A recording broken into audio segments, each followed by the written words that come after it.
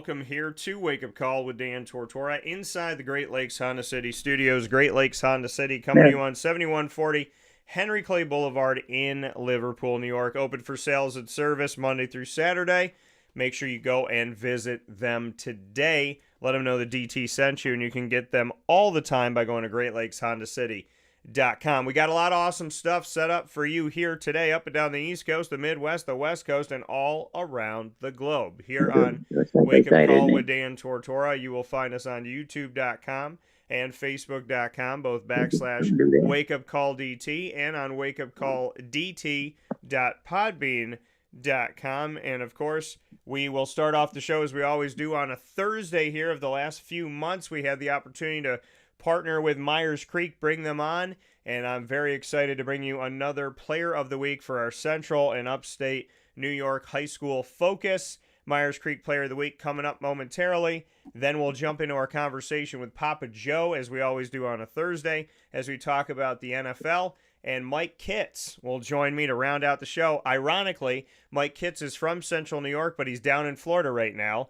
I'm from Central New York, and Florida's my second home. So Mike Kitts will join us, longtime NCAA official, who will be joining us here on the show. A longtime official inside of the NCAA for men's basketball and a coordinator of men's basketball officiating. So we'll have a bunch of topics to speak about with him. So let's jump into, first and foremost, our Player of the Week. Central and Upstate New York High School Player of the Week, proudly presented by Myers Creek.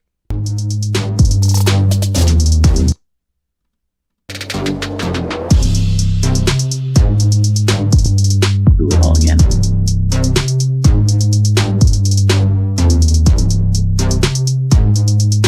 Wait here. My Central and Upstate New York High School Player of the Week for this week, proudly presented by Myers Creek, Alex Trombley. Alex Trombley, who is of Liverpool High School boys basketball, just reached 1,000 career points. I feel like I'm getting to see this feat with a lot of people that I know, and I'm very excited, not surprised that Alex has gotten to 1,000 career points. It happened in a 71-58 loss at home to West Hill, but the team is strong this year. They're going to make a push in the postseason, I believe, and the Liverpool High School boys basketball team doing big things, and Alex Trombley doing big things with the team, and of course in his personal career of 1,000 career points and counting. This was an easy one for me when I saw it this week. Alex Trombley's been on the show a bunch of times, and I am very, very excited. I watched him play. I know that this gentleman can do a lot of good things when it comes to the basketball court, and I'm hoping that he will do that as well throughout life and just in general. Very, very proud of Alex Trombley, of the work that he's doing and his trajectory as he continues forward this season with his teammates. Central and Upstate New York High School Player of the Week, proudly presented by Myers Creek, Alex Trombley, upon reaching 1,000 career points. Congratulations to you. And I would say for you, Alex, and your family, as well as everybody watching and listening, head out to Myers Creek. 2 locations, one on the countryside on 33 Rippleton Road in Cazenovia, and the other in the Syracuse Inner Harbor, right by that aquarium that's being built. They're on 720 Van Rensselaer Street in Syracuse, New York. We look forward to seeing you there. With that being said, Papa Joe is here with me, picture in picture, on Wake Up Call with Dan Tortora, reacting to the 2025-26 NFL title game.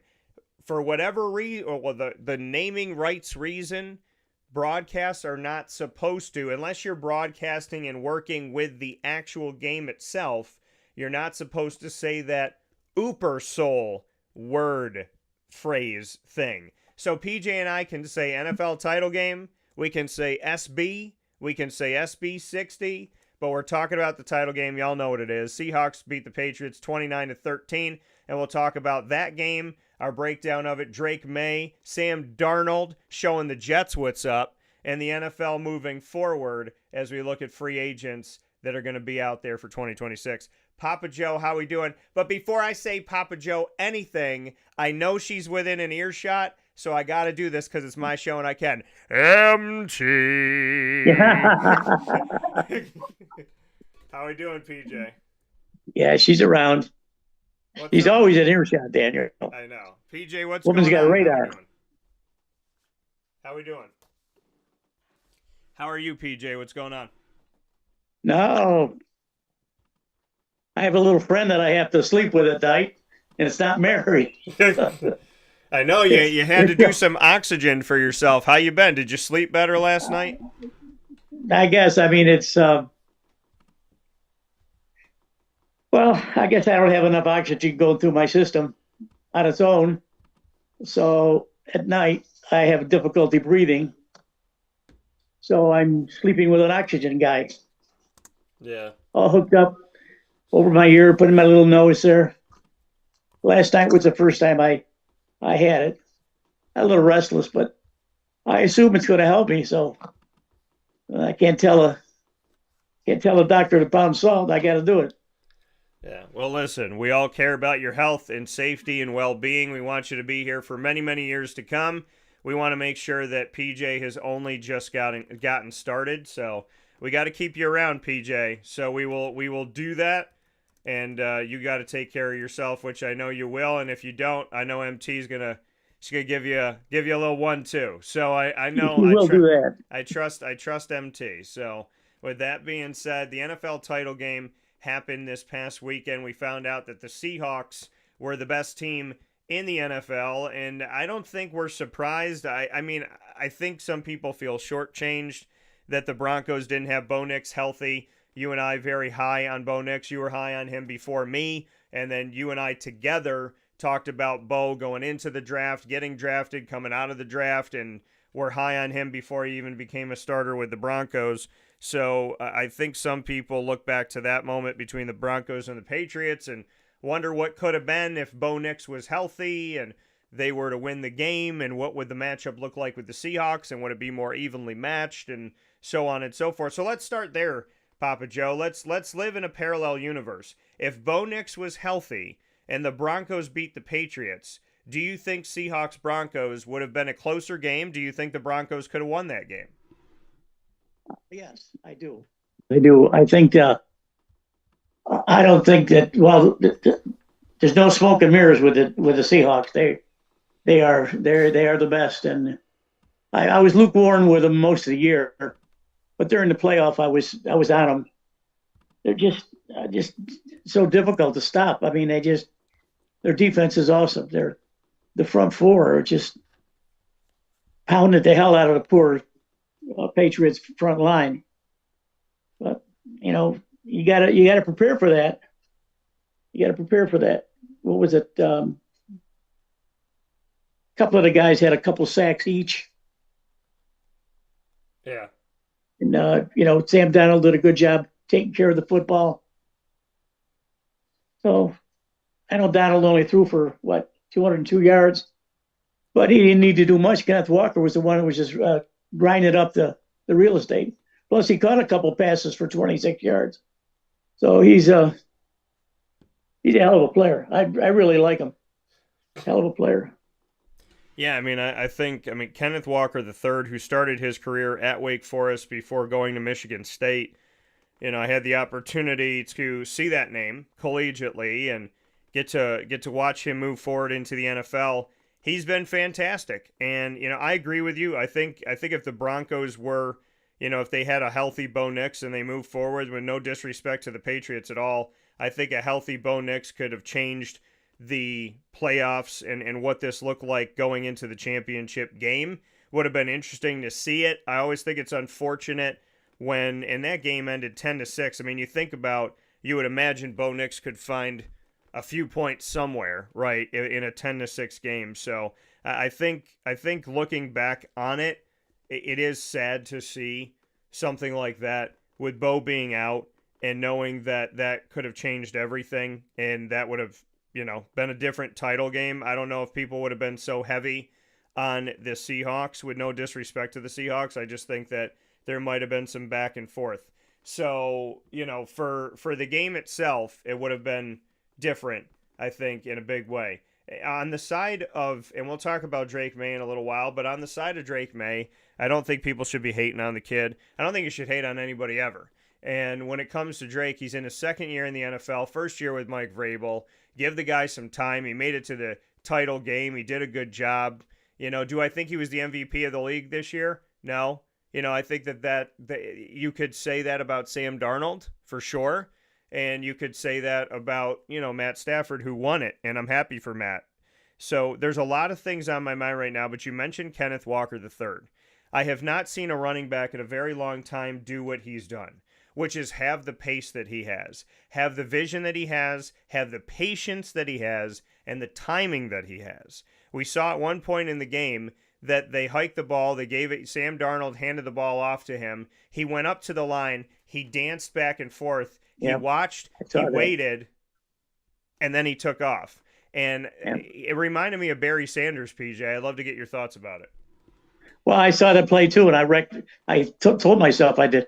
The guy knows what he's doing. Went up to the line of scrimmage, and the front line wasn't doing what they expected to do. But there was a little sliver there, and he saw it and zipped through, and almost beat the cornerback to the end zone. But he looks a lot faster than he is. He's a pretty heavy guy. I know he's over 220, but someone that big can go that fast is pretty neat. I thought he was the difference in the game. The more anyone watches football, you sort of get a sense of things, what's happening. And I realized that during the first period that the line of scrimmage was going to be all the Seahawks, whether it was defense or offense. And frankly, I said then the game was over. I told MT that. Of course, we didn't know what the score was going to be, but there's no way that the Patriots are going to score. Drake May is an exceptional talent. Yeah. Strong guy, big guy. I didn't think he was that big. 6'4", 230, something like that. The only problem I have with Drake is that he held onto the ball too long.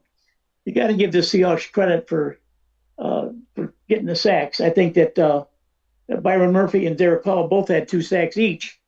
So I think that when Drake goes and looks back with things with his quarterback's coach or even Vrabel, so that extra second or second and a half hang down to the football was disastrous for his, because eventually the defensive line is just going to envelope you. Yeah. Kudos to the kid Will Campbell though, who was supposed to be his left tackle. I mean, the guy tried. He was overpowered. And again, he wasn't playing that bad. But I think if Drake threw the ball a little quicker, Mr. Campbell wouldn't have all this stuff written about him. Short arms and do this, do that. After all, he was first round pick in the number 4 or something like that. Number 2, number 4. So he's got to show something in college out of North Carolina. So Vrabel gets on his high horse, and he was given an interview. He says, "Stop right here." He says, "Will Campbell is my left tackle. He's going to be there. He's going to stay there. He's not playing guard. He's not playing fullback. He's playing left tackle." End of questions. That was cool. So, the Patriots got a lot to look forward to, and I'm sure that they'll shore up their offensive line a little bit.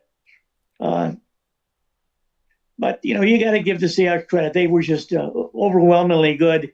They could do just about anything on defense that they want. The only thing that was boring, obviously, was maybe the last half, because they dropped back into cover 2 and everything underneath Dre was making. So Drake May got probably 200 yards in the fourth quarter. During the game, he's getting nothing. So it was a lousy game to watch.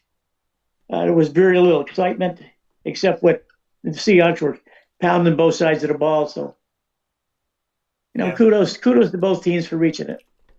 Well, and I'll tell you this. I mean, as much as it was a low-scoring game, and you were not a fan of that, and nor was my mom.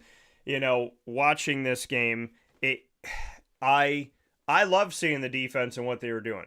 I think the MVP clearly of the New England Patriots in SB60, the championship game that we just watched, I think clearly the guy for the Patriots that is their most valuable player in that matchup is Christian Gonzalez, who was phenomenal. He arguably stopped 2 more touchdowns from happening in single coverage by having good pacing, good positioning, good eyes, and good hands on the ball to knock it away. He did a tremendous job in the game. That was a big takeaway for me.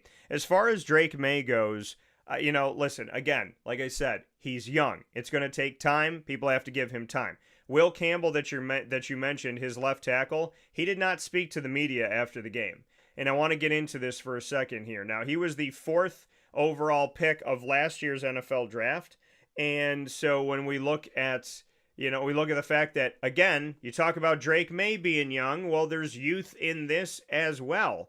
And this was in, so I mean, I feel like people don't have patience. And it's so true and it's so real that people really genuinely don't have patience. And they look at this guy and they're like, why is this guy not an all-pro? And, why is he not good? And what's wrong with him? And why does he stink? And da-da-da-da. He was drafted in the 2025 NFL draft. Last year was 2025. He was a rookie last year. A rookie drafted 4th overall. A rookie who became a starting left tackle over all the veterans in the NFL trying to get the job for the Patriots. And in his rookie season, he made the NFL title game. Okay? So let's get that out of the way. So here we go. Campbell struggled throughout the season, especially in the playoffs. He returned from a grade 3 MCL sprain in week 18, which is the last week of the regular season. In the championship game, he allowed 14 pressures, the most in a game by a lineman all season. He did not decide to speak with the media. This is what he said, quote, I just had a lot of emotions. Obviously, going after a tough loss, a long year, just a lot of emotions come with that. I just wanted to make sure that I had my head on properly before I said anything I didn't want to say, anything that I didn't need to say. And I know that can happen, especially with myself, whenever there's emotions involved. When I get emotional, I tend to have no mind. And that's not the way that I need to approach this thing. I know myself, and if I would have spoken after, I would have said something that I didn't need to say, end quote. He also went on to say, quote, it comes with a job. When you don't perform, obviously, I was drafted high, paid a lot, so people expect a certain thing, and I expect more of myself. So whenever I don't perform, I don't expect everyone to be like, it's okay, buddy. I mean, obviously it sucks, but it doesn't suck for anyone more than it sucks for me, end quote. He started in all 17 games last season, including the postseason. He's a rookie. So all I want to say to people is, did he have a good game? No. Does everybody have a good game all the time? No. Has Michael Jordan had a good game every time? No. Has John Elway had a good game every time? No. So let's hear a few things here when we talk about Will Campbell. Not every game is great. None of us are God. He is a rookie. And 99.9% of people that are talking trash about Will Campbell have never played a dang game. And if they did play a dang game, they didn't make the NFL. And if they made the NFL, well, it's hard to stay in it. So, Will Campbell, did you have a good game? No. But do I always, in my opinion, am I always at my best? No. And would I want the world to slap me in the face over and over and over again and try to suffocate me into hell? No. So on this broadcast, on Wake Up Call, inside the Great Lakes Honda City Studios, I say to you, Will, I don't have to say anything. You already know. Like you said, it sucks, but it doesn't suck for anybody more than me. I don't have to tell you your mistakes because you understand them, just like I don't need someone to tell me mine. So I'll say this, Will. Congratulations on your work in college. Congratulations on being a high draft pick. Congratulations on being a starter in the NFL as a rookie. And congratulations that of any position you could start at, you were protecting the blind side of your quarterback at left tackle. God bless you. Keep working. And may everybody understand something. He's young. He was a rookie. He earned the job. Back off. Let him play. And to the 90,000 of you that sit in the stands, most of you couldn't even breathe through the first play of an NFL game. PJ, your thoughts? Well, that's true. He very well. And that was a very mature thing that he said once he got in front of the microphones. He obviously understands himself. He understands that if he flies off the handle in a certain situation, it's not going to look good for him or the team. He did a good job all year long, certainly, and he was the fourth pick. And the things that defensive coaches talk about all the time are short arms, and it's something that really needs to be addressed, but not with me because I understand it, but I don't understand it that well. Yeah. Where defensive coordinators will say he's got short arms. He's got short arms. His arms could be a couple inches longer to fend off the defensive tackle or guard. Whatever that is, I'm sure there's the Hall of Fame is filled with defensive players with short arms. So that's something else that you can stick somewhere. It's not gonna work with this kid. This kid will make it. And I was struck by the maturity that he'd said about how he felt at that time. And he manned up later on and came back and explained the game to him. And it was true, he didn't have a very good game, but the Patriots didn't have a very good game. So when you're playing a team like Seattle and you're in the Super Bowl and you have less than 100 yards in the first half, you're not going to win the game. Yeah. And subsequently, they did not win the game. Yeah, listen, there was a lot of Patriots that didn't have a great game that day. Christian Gonzalez did, so give that man his flowers. Mac Hollins, shout out to Mac. Mac went to North Carolina.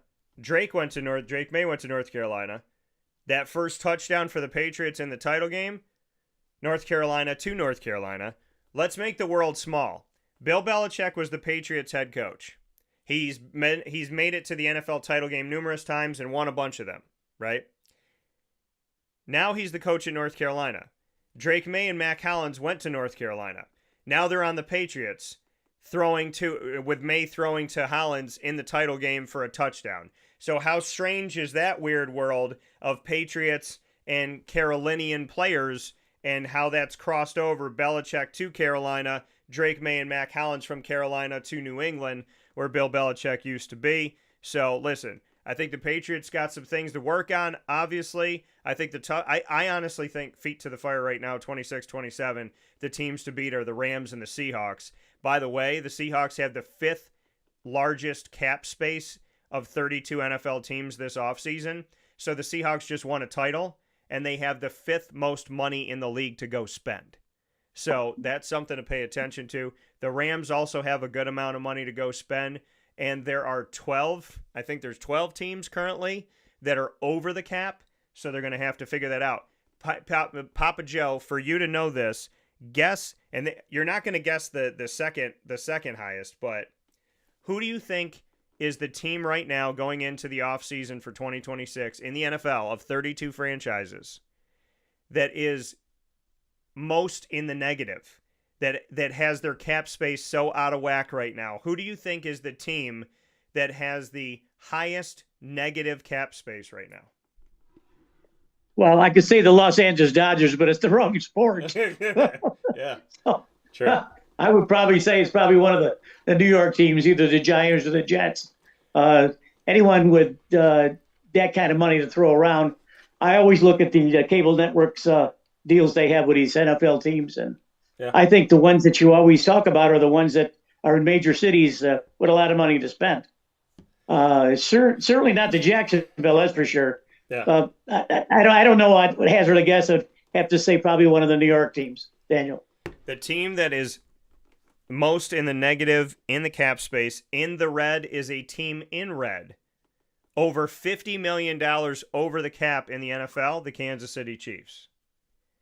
The team that is second highest, you would not believe, because they haven't played well and they didn't make the playoffs. So you think, okay, if they're spending all this money, what's it translating to?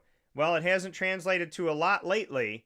The team that is most over the cap next to the Chiefs, the second highest, the New Orleans Saints. Oh, that's awful. Oh, my goodness. Well, at least they got a quarterback. And their coach is good. Their coach is a good one.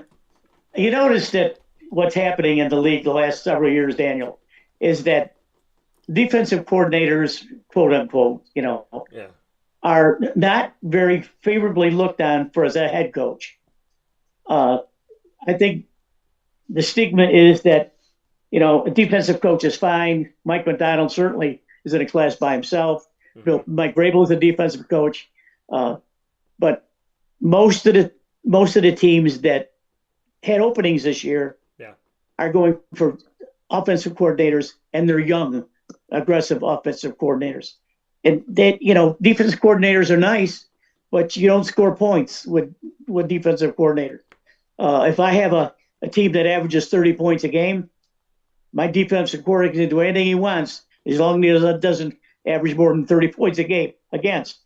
So I noticed that there's a really good mix of young, aggressive offensive coordinators that have taken head coaching jobs here in the last month or so. Yeah. And of course, the one that surprised everyone, maybe not everyone, but didn't surprise me, was the Seattle's offensive coordinator is going to go take over the Raiders. So that's probably the worst kept secret in all of football. You have to wait. You can't say anything until the NFL title game is over with. So 1 minute afterwards, the guy was hired. So it's good to see. I want to see the offensive coordinators do well, the young guys, and you got defensive coordinators. You just got to keep the score down, bud. That's all. Now, Mike Vrabel is from the old school. He's only 50, but he's from the old school. He's a hard-nosed player. Was for years. Played for Belichick, of course. Won Super Bowls with Belichick. And when he went to Tennessee, I thought it was a pretty good fit. And, of course, he got Ryan Tannehill to score some points down there. And then things sort of went in a computer. And then he sits out, and then he's hired by the Patriots. Jared Mayo, that was a disaster after 1 year. I don't know if he's offense or defense, but he didn't make it. And he wasn't going to make it with his track record. I don't know what Kraft was thinking about, but Kraft has the right guy now. And I think with Josh McDaniels still back there slinging it all over the field as offensive coordinator, I think the Patriots will be fine. I think they need to shore up their wide receiver a little bit. Defense, it looks like the offensive line is going to be fine once Campbell gets some more experience. Tight end, I think, is addressable. So they have a rosy future. Let's put it that way. Yeah. And I'm happy for Patriots. Yeah, I mean, we'll see what the Patriots do as they go forward. Like I said, I think the Seahawks have an opportunity to get back to this thing. I think the Rams are going to have something to say about that. And, as far as the Patriots go, we'll see. I mean, the Jaguars, if they could find some consistency, we know that the Broncos are going to come to play. And so I would imagine that the AFC, and we'll see with the Bills. We'll see what the Bills do. I do want to let people know here, there's some moves. PJ and I will be talking about these over time here in the offseason, but I want to let y'all know the hires. So sit back, take a deep breath, because I'm about to run you through this obstacle course here. The Baltimore Ravens, who let John Harbaugh go, which I think was idiotic, they brought in and now no offense to the guys they brought in. I just think it was a bad move. Now, the Ravens brought in head coach Jesse Minter, but hopefully the era with him will be just as good, if not better. Offensive coordinator Declan Doyle. Defensive coordinator Anthony Weaver, name that I know. Special teams coordinator Anthony Levine. And running backs coach Eddie Faulkner are all new to the Ravens. Chicago Bears are taking their passing game coordinator. PJ, you know this, and I'll stop here to get your thoughts. The new offensive coordinator of the Chicago Bears, after losing their offensive coordinator in this offseason, guess who's going to run the Bears offense? Press Taylor. Press Taylor, the former offensive coordinator of the Jaguars. Oh, Press Taylor. Okay. Yeah. Good. That's a good selection. I mean, I guess they got something to work with at the Bears over there. I think you were on Williams a couple of years. Yeah. I haven't been. I've changed my mind a little bit. Yeah. I still don't like to see him run as much. By the way, Jake May ran way too much. And Sam Donald, who probably couldn't beat me in a race, and he ran too much too. So, the more we think about running quarterbacks, you and I are at odds about this. And it's true. I mean, I don't want to see quarterbacks run. If play breaks down and they have some daylight, that's a different story. But to have designated players for quarterbacks, I think is not worth it. And we always talk about Lamar Jackson and Chicago or Buffalo's quarterback Josh Allen. Those guys, they're different. They're big, they're strong, and they're fast. But most of the quarterbacks are kind of cumbersome back there. They're not going to escape any kind of rush. If they do, they're going to get a yard or two. Yeah. But you got to play smart. And if you're going to run as a quarterback, it has to be limited. It has to be in a situation where you can pick up some time yards, not sit back there and get sacked. I think Trevor Lawrence did a fabulous job this year. By the way, you mentioned some teams with some Super Bowl potential, and the Jaguars have that. They have the potential. Yeah. Liam Cohen came in with a brilliant record from Tampa Bay, worked with Baker Mayfield for a couple of years, and he comes over here. Everyone laughs at him because he couldn't say Duval right. And what did he do? He went to 9 games in a row, and he's almost in the Super Bowl. Liam Cohen, I love watching the guy, and I love listening to him. All this, I don't mean to break away from your thoughts, but the Jaguars are on my mind now. It seems that all the coaches that have come through for Trevor Lawrence didn't appreciate him and couldn't use him the right way. None of them, except Liam Cohen. He knew how to get the best out of this kid, and look what happened to him. We always say that Trevor Lawrence is a generational talent. Drake May could very well be a generational talent, but you've got to have a coach. You got to have a coach. Yeah. I don't say not a quarterback coach or a passing coordinator. You've got to have a head coach that believes in you. And Liam Cohen did, and look what he did.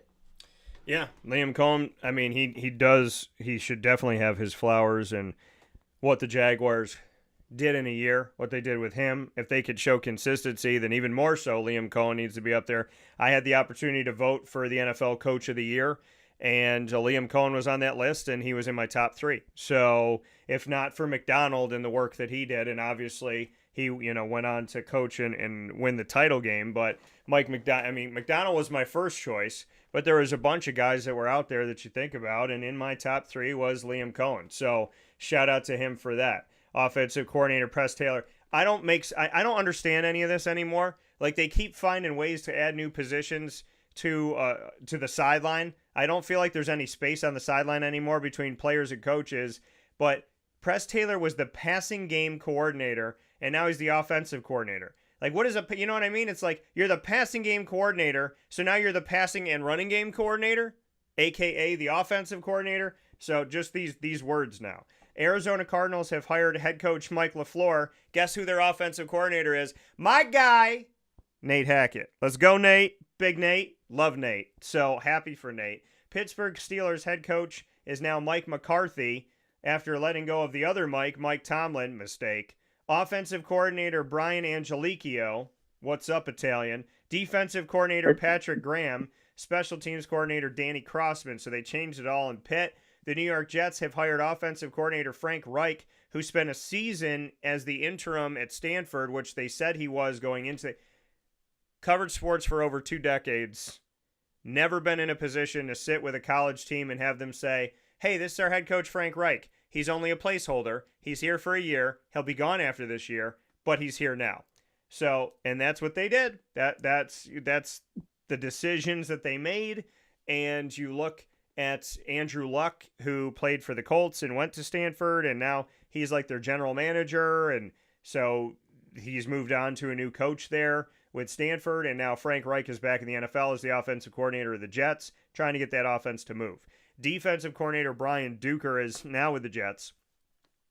The New York Giants have hired head coach John Harbaugh, which I think makes them better already, with Jackson Dart already there. Assistant head coach and special teams coordinator Chris Horton is now with the Giants. Offensive coordinator Matt Nagy, if that name's familiar, that's because he was a head coach in the NFL with the Bears.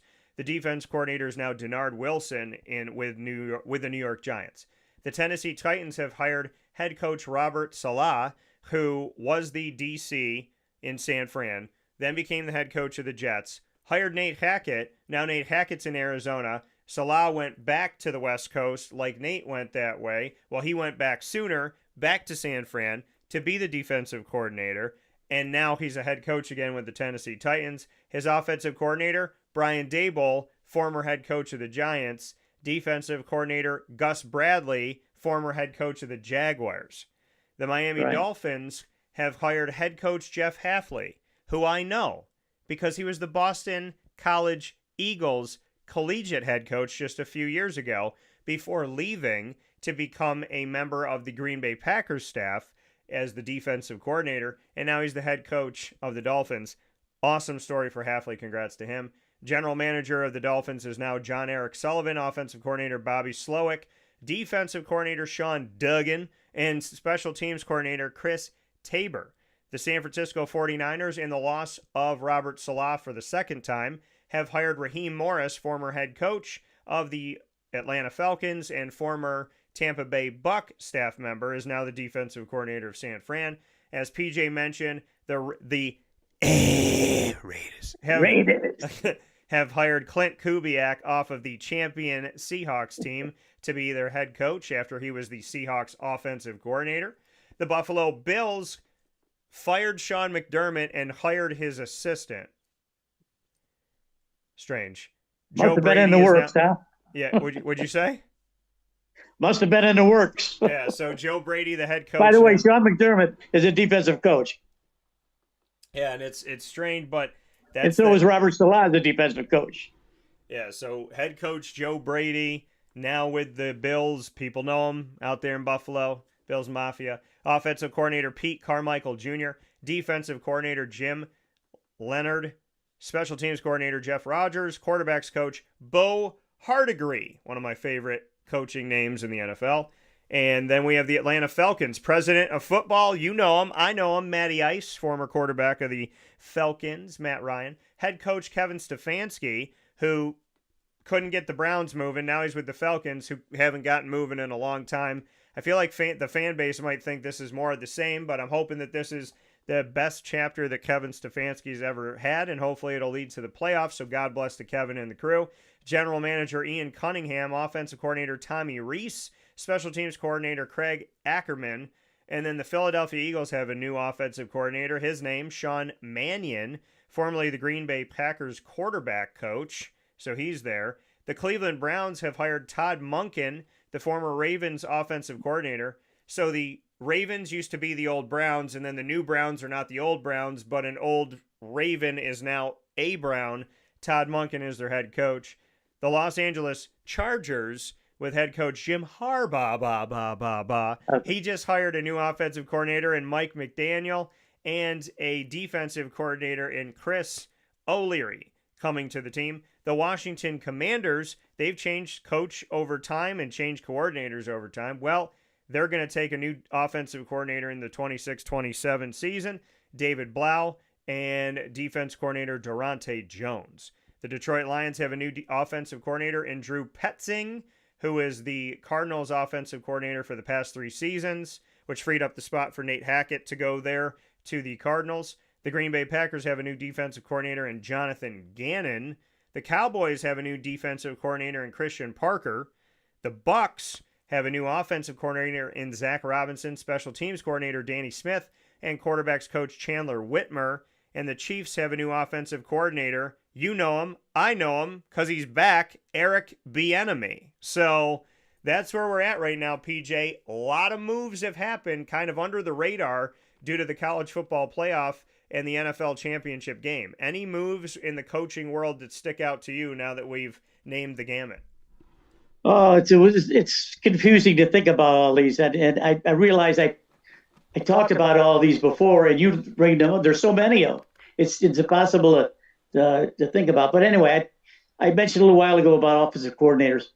Raheem Morris and Robert Salah are both defensive coordinators. They were head coaches. It didn't work. For Salah, it didn't work the first time. Raheem Morris was a mess. Yeah. I think he was a head coach somewhere and then fired, and he's back. Anyway, he's a defensive coordinator now too. So I don't mean to disparage these guys or anything like that, but the NFL owners want to see action. Yeah. They want to see you score points. Yeah. They want you to score 35 points a game. If you give up 32, I don't care. I want to see action. And hey, they're paying the bills. So if you want to hire an offensive coordinator for $3 million and your coach is only making $4 million, well, so be it. Yeah.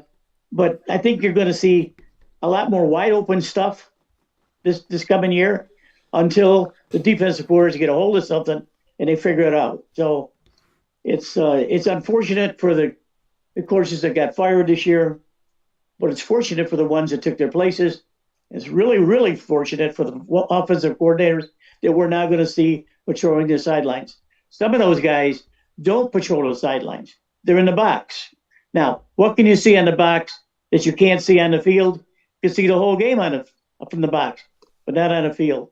I often wondered, if you're the offensive coordinator, you're in the box, you're calling plays, and the coach is trying to cover up his mouth and things, and they're walking back and forth, and who's calling the plays? Is it the coach that's got the play thing in front of his mouth, or is it the offensive coordinator in the roof that's calling the plays? That's interesting to find out about that. I think offensive coordinators can see the game wholly. Also, defense coordinators too. They probably can call a better game from the roof than on the sidelines.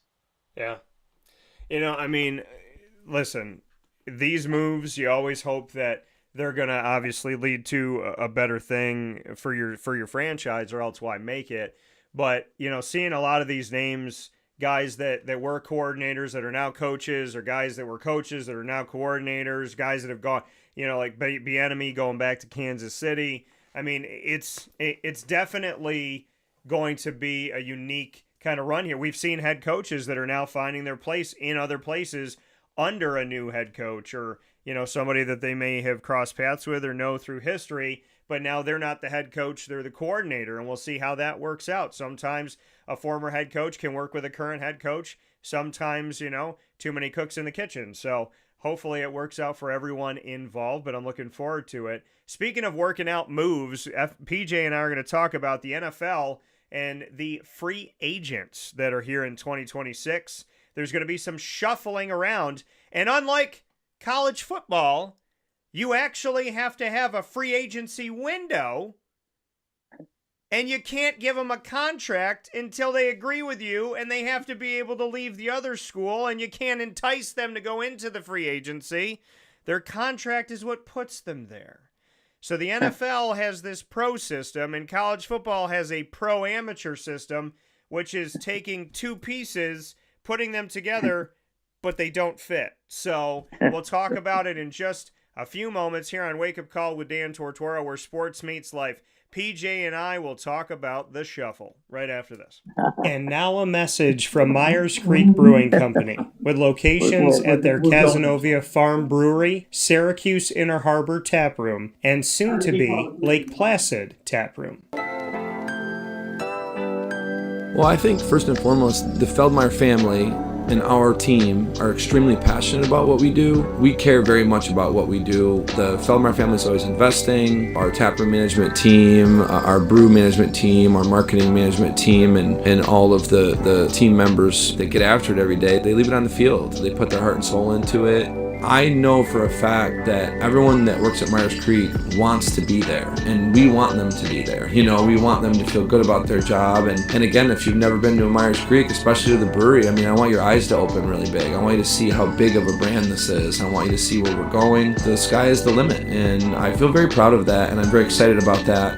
When you think of designing a menu for a brewery, it's kind of open to a lot of different interpretations. You can do American, you can do Asian, you can do Italian, and you just have to find, how that meets that pub style dining experience, that gastropub vibe. And I think it's super fun for us because obviously we know that, everyone in the world's going to sell a pizza or a burger or a french fry, but what can we do to be different? And what can we do to be true to who we are? We are a brewery, a brew pub. So the flavor profiles are kind of all over the place. place. And I think it's super cool that we have a massive smoker at the brewery in Cazenovia, and we smoke a lot of our products. We have a delicious smoked turkey. We have barbecue ribs on Sundays. From a pulled pork sandwich to a chicken wing, and you go to the Inner Harbor and you go to the Kaz location and you'll find similarities in the menu, but also things that are a little different and also kind of fit those different demographics or different communities, and also hopefully just drive you to try every tap room that we have open at some point, because you get a little something different at each one.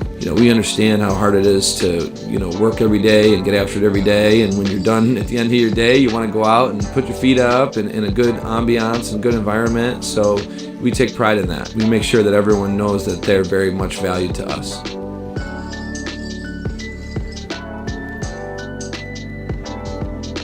And a welcome back here to Wake Up Call with Dan Tortora, where sports truly meets that thing called life. Hanging out here in the Great Lakes Honda City Studios with the man, the myth, the legend, Papa Joe. Hanging out with us here with you. And it is time to talk about those gentlemen that are in free agency for 2026.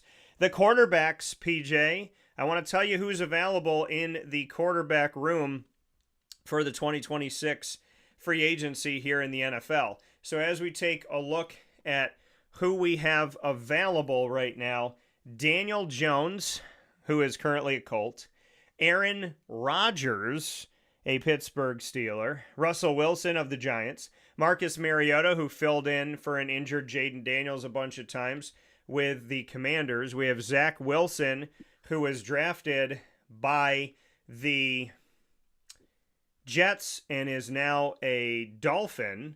We have Tyrod Taylor, who's been with the Jets a couple times. Joe Flacco, who was with Cincinnati. He's been all over the place helping teams in the playoffs. He's been with every team in the AFC North except for the Steelers. He was a Bengal, a Brown, and a Raven. That's crazy. And won a championship with the Ravens. Kenny Pickett, former Steeler, now with the Raiders. And then we have Jimmy Garoppolo with the Rams. He's a little sneaky one there. Then we have Mitch Trubisky of the Bills, Case Keenum of the Bears, Trey Lance of the Chargers, and so on and so. Carson Wentz of Minnesota, he's available. Malik Willis, who was drafted to be the next guy for Tennessee, didn't work out. He goes to Green Bay, he's done some good things. Teddy Bridgewater of Tampa is out there. Any names that stick out to you? Gardner Minshew the second, Kansas City. Tommy DeVito, who played at Syracuse of the Patriots, he's there. So, PJ, what do you think about the available quarterbacks for a team looking for one? Daniel Jones, Aaron Rodgers, Russell Wilson, Marcus Mariota, Joe Flacco, Jimmy Garoppolo. Those are some of the names that I think people might gravitate toward. But what do you think about the available quarterbacks? I'm looking at the list. I think you sent it to me. Thank you. Yeah. I like that. I like that format. That is really good. The first one that comes to mind, obviously, is Daniel Jones. He deserves to be paid. Yeah. This guy can play. He got a bad deal in New York. I think he's worth the money. Aaron Rodgers, apparently, we don't know this for sure, but apparently Mike McCarthy has begged Aaron Rodgers to come back for one more year. Yeah. God knows what they're going to pay him for that. I think McCarthy will probably be comfortable with him there, although I don't know it.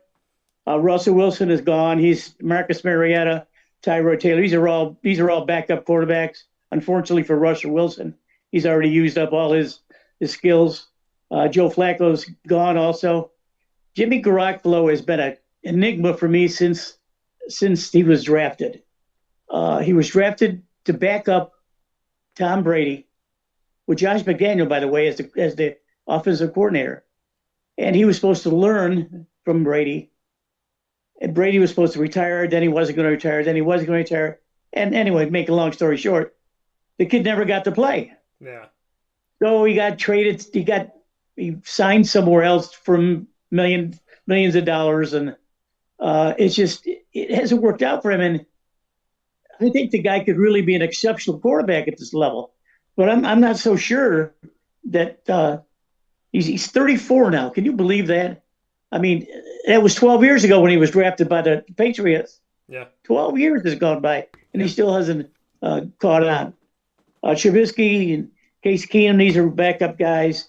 Trey Lance has got a chance to be it, but not with Not with my man Bobby Ebert there. Carson Wentz used to be starter, not anymore. Josh Johnson, Brandon Allen, Malik Willis, Kyle Allen, Teddy Bridgewater, Gardner Minshew, who we're familiar with, Brett Rippon. These are all backup quarterbacks, Daniel. Yeah. I don't think they're going to make any headway anyway. Although it was good to see DeVito running on the field during the Super Bowl and seeing him go by with his name on it. He was probably pretty excited to be back up on the Super Bowl winning team. Yeah. I mean, that's all I can say. I mean, Jeff Driscoll's the last guy. Go Gators. That's right. He's 33 years old. My goodness. Anyway, there's really not a lot of people here that you could say I'd pay the dollars to, but I have to start with Daniel Jones to begin with. Well, some Syracuse fans wanted to drive Tommy DeVito out of Central New York. He goes to Illinois. He goes to a bowl game. He has a great season. And on top of all of that, he goes to the NFL. He goes to the Giants. He becomes a starter. He starts in multiple years. Then he goes to the Patriots. And he's there on site on location at the NFL title game. So looks like it only matters what you believe in yourself and not what other people do or don't. Let's go to the running backs that are going to be available. Najee Harris of the Chargers, who's a former Steeler. Maybe McCarthy looks to bring him back.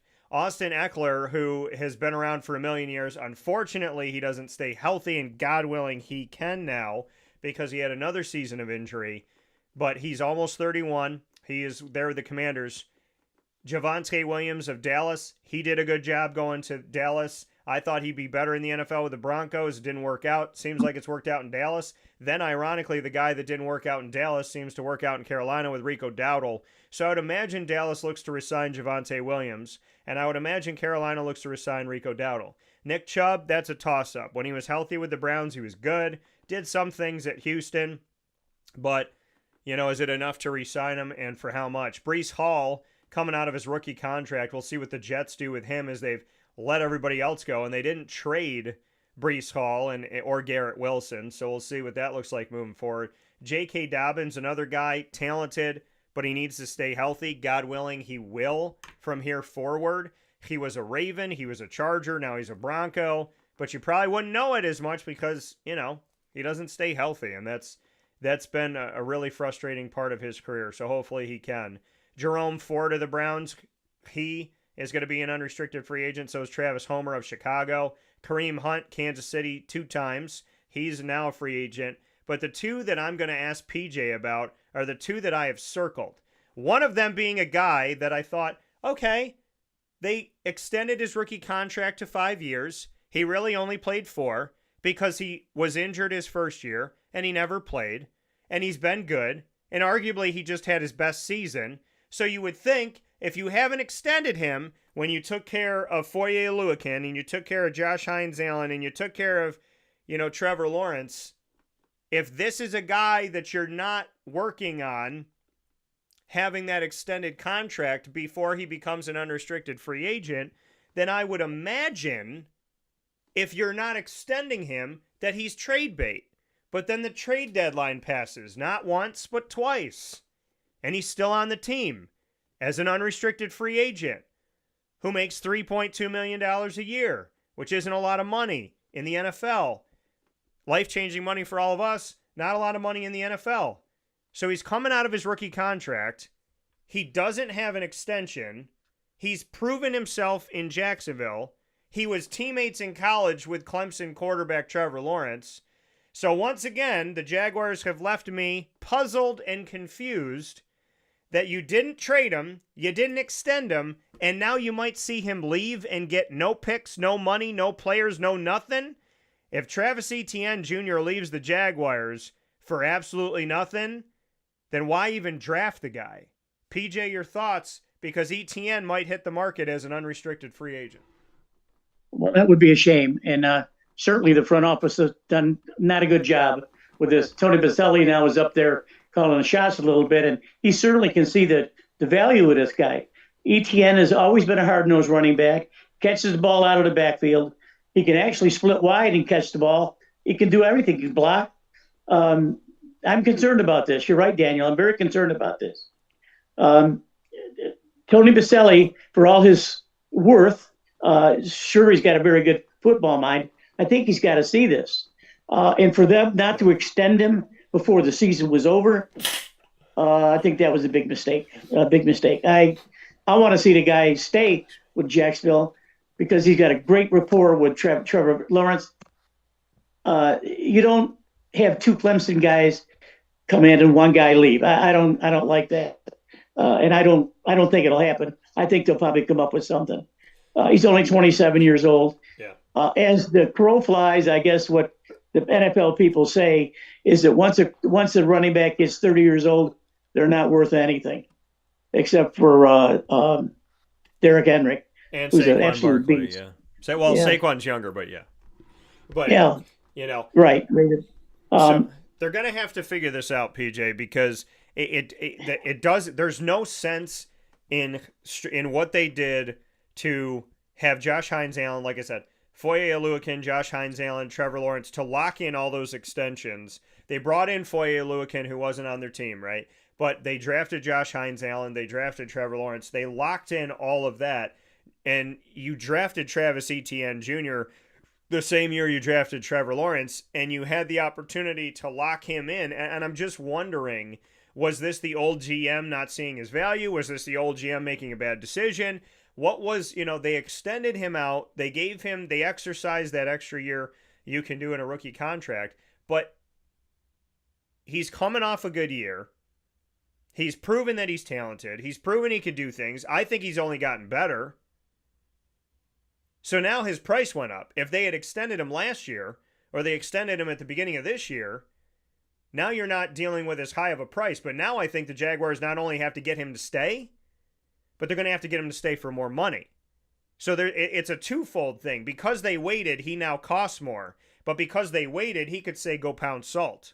So there's two things that can happen right now that I think the Jaguars need to be prepared for, which is to lose your starting running back, who's also a receiver in your field, who's also the teammate of Trevor Lawrence in college and a good safety blanket for him. You could lose him coming out of a postseason, being a top 3 team in the AFC, because you didn't take care of business prior to, right? They didn't set themselves up, and now all the power is in the hands of Travis Etienne. He doesn't have to say yes to anything. True.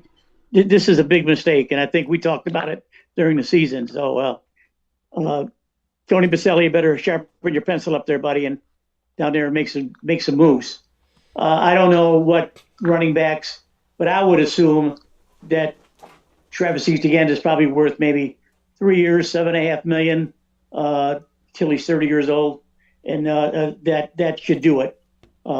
If they can afford $7.5 million or $5 million or $6 million, whatever. I'll tell you one person on this list we know is going to be offered is Kenneth Walker from Seattle. Yeah, that for sure. He won't get out of that town. They'll sign him for sure. A lot of these guys are like Nick Chubb used to be a starter. I'm not sure he's there anymore. Just some of these guys are Kareem Hunt. I think he's past his prime. AJ Dillon, I like him a lot. Well, there's a lot of running backs that are. Can you believe all these guys? They're going to be free agents. Jeez. Well, and the thing is, and you mentioned the guy that I was going to talk about next, which is Kenneth Walker III. I can't imagine a world where the Seattle Seahawks let him go, but I will say this. What a perfect time to be at the end of your rookie contract when you go and win an NFL title game and you're the MVP of that title game. It's exactly right. I mean, you and I think the same way on that way. This shouldn't even be a moot point. I mean, it should be a given. And so let them sharpen their pencil over there.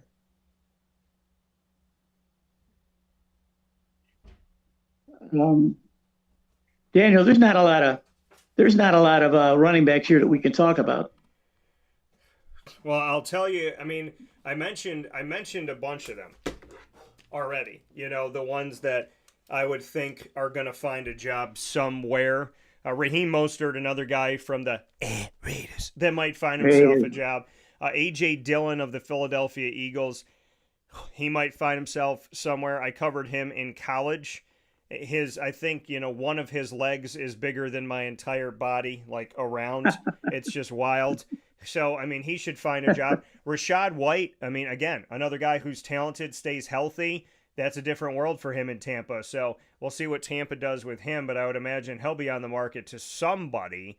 So, yeah, I mean, that's what I would say running back-wise. I want to hit really quick here before we hop out. I want to hit receiver since we're going through these free agents, and PJ and I will continue the conversation next Thursday, or next week. Looking at the free agents that we have at wide receiver, there's some names here. There's a few that should stick out to you, okay? Some of them being Mike Evans of the Tampa Bay Buccaneers, who's been there forever and a day. He's Mr. 1,000, gets 1,000 yards year in and year out. Christian Kirk, who went for next to nothing from the Jaguars to the Texans. Jacksonville, be smart and take him back. So ain't nothing wrong with calling up somebody that you did wrong and saying, baby, come back. So say that to Christian Kirk. Deebo Samuel, Washington, that they tried that thing out and he's free again. Then Diami Brown in Jacksonville, he was there for a year. Another try it out, see what happens. We'll see what Jacksonville does. Tutu Atwell that I covered at Louisville, he is with the Rams and he has an opportunity out of his rookie contract to see where he is going to go. Marquise Hollywood Brown, a Raven, and then a Cardinal, and now a Kansas City Chief. He is unrestricted moving forward. Juwan Jennings, who stepped in nicely for San Fran and did some good things this season. He's an unrestricted free agent. NFL champion Rashid Shaheed, I would imagine. Well, I don't know, because the timing wasn't down between him and Sam Darnold. There were some plays that didn't come through. They talked about him not being used in the passing game as much as he was in the return special teams game. So it's just what they value Rashid Shaheed at if they decide to keep him or not when we talk about the Seattle Seahawks. DeAndre Hopkins at one time arguably was the best wide receiver in the NFL, and now he's bounced around all over the place. God willing, he finds a good home and gets back on the top of things. He's in Baltimore currently. Keenan Allen's in his second stint with the Chargers. We'll see what happens with that. Zay Jones, who I covered in college at East Carolina, who once had the career record in receiving yards in all of FBS college football, coming out of East Carolina, and went to he went to the Bills, he went to the Raiders, he went to the Jaguars. Now he's a Cardinal. We'll see what happens there. I miss him in Jacksonville. Hunter Renfrow in Carolina, covered him when he was with the Clemson Tigers in college. So there are some names. Wendell Robinson, who stepped in nicely for the Giants this year with Malik Neighbors out. So, PJ, I would say the Wendell Robinson, Rashid Shaheed, Juwan Jennings, Mike Evans, those are probably the biggest names I'm looking at right now. I know Deebo Samuel has a big name, but I don't know if he necessarily is. I don't know what he's going to bring to the table, so we shall see. Mike Evans is the one that leads the whole deal. Mike Evans, for his age, is extremely dangerous. He's big, tall, fast, strong. He's got a great accord with Baker Mayfield, and I think that Mike Evans will probably can play another 2 years, even though he's mid-30s. Extremely valuable. There's too many guys to think about here, Daniel. I have to think about them next week or so, but there's a lot of wide receivers, Yeah. No, definitely a lot, but there's some names that, we've given you to circle here today. Talk about it amongst yourselves, amongst your family, your friends, your coworkers, colleagues, and neighbors, and PJ and I'll be back at it soon. Papa Joe, as always, I appreciate the time. Congratulations to the Seattle Seahawks one more time. Congratulations to Mike Vrabel and the Patriots for getting back to it so fast after Tom Brady and Bill Bellies headed out of town. And we'll see if at some point Robert Kraft or Bill Belichick makes it into the Pro Football Hall of Fame. I would imagine Bellies will be in soon. all we're hoping is that Robert Kraft doesn't go into another massage parlor before he goes into the Hall of Fame. All right. See you later. Take care, PJ. That's good. So with that being said, we appreciate Papa Joe as always. We That's will good. be moving forward into our next piece here with Mr. Mike Kitts, who's going to be joining the show, Central New York native. So is Papa Joe, believe it or not. We talk about how he's down in Florida, but he's actually a native of Central New York. So I got two Central New York natives that are both in Florida right now.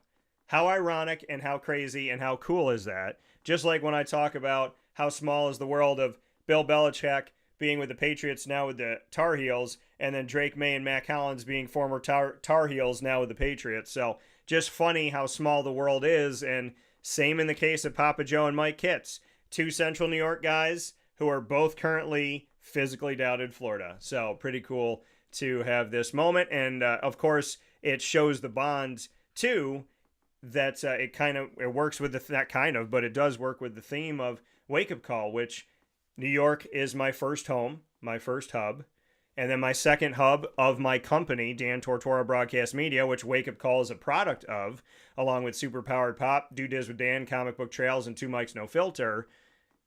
All of that under the umbrella, our second hub is down in Florida. So it's just cool to make that connection once again. So we will await Mike Kitts here, and we'll take a step aside for a fast break inside the Great Lakes Honda City Studios. When we come back, we'll head to the basketball court and talk about officiating right after this. This is Jim Dispenza, owner of Game Point Sports Complex.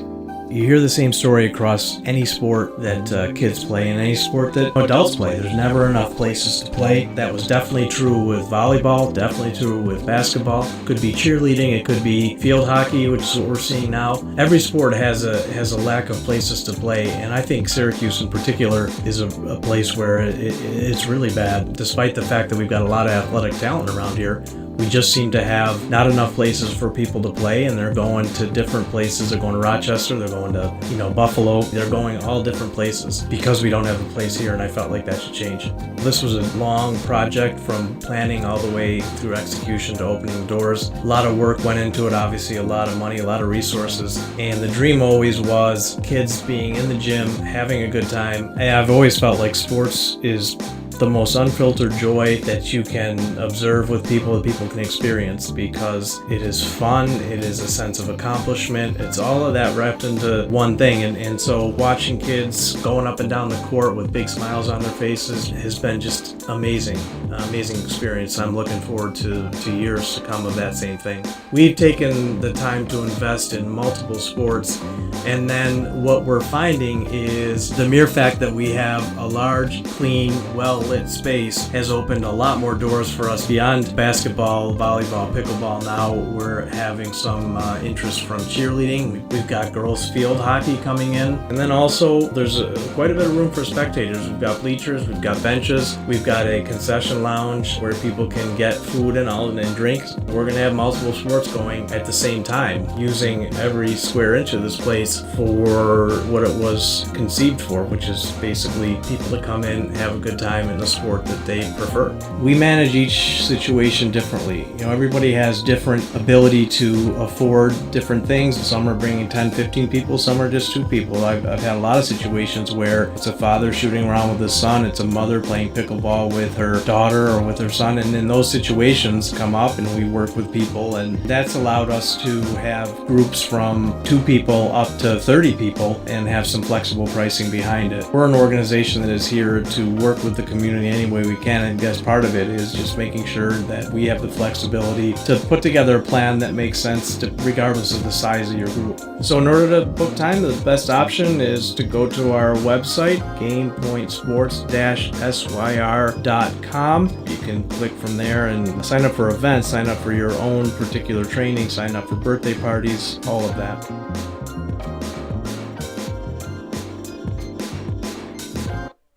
Here's a message from Renee from Bryan's Landing, located on 6523 East Seneca Turnpike in Jamesville, New York. Open Tuesdays and Wednesdays for dinner, Thursday through Saturday for lunch and dinner, and Sundays for brunch. It's a lot like the way that my mom and dad ran their restaurant. We have put in place a lot of people that are family to us, very similar to how my dad hired people that were family to him. And then the tradition I'm carrying on is a lot of the items that are on our menu are my dad's. And he taught our chefs how to recreate his dishes. So I think that Tommy McInerney, who our executive chef is, to him it is an art. And I think that when he does create a dish, it's not just about making the food taste delicious, which is definitely our priority, but it's an art to him, and it's almost like his canvas on a plate where he just wants the colors to look great, and people love it because he takes pride in that. And Brian and I appreciate that. We want it to obviously look good and taste good.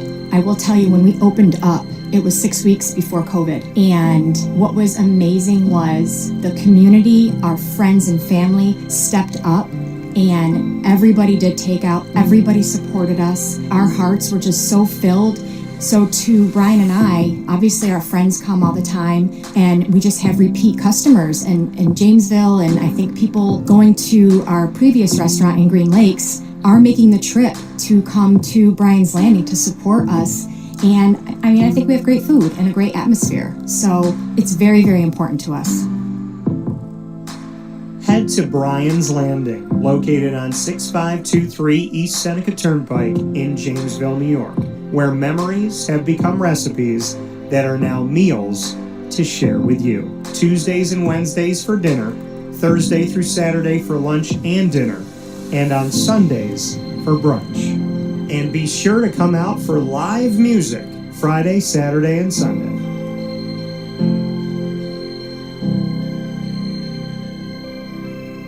Life gets busy, and sometimes that means us running around. So Canine Camp Dog Daycare offers you an opportunity to give your dog a place to stay while you take care of what you need to throughout the day. Canine Camp Dog Daycare is located on 228 Old Bridge Street in East Syracuse, New York. You can see it from the highway, and it's just off of Erie Boulevard across from BJ's Wholesale Club.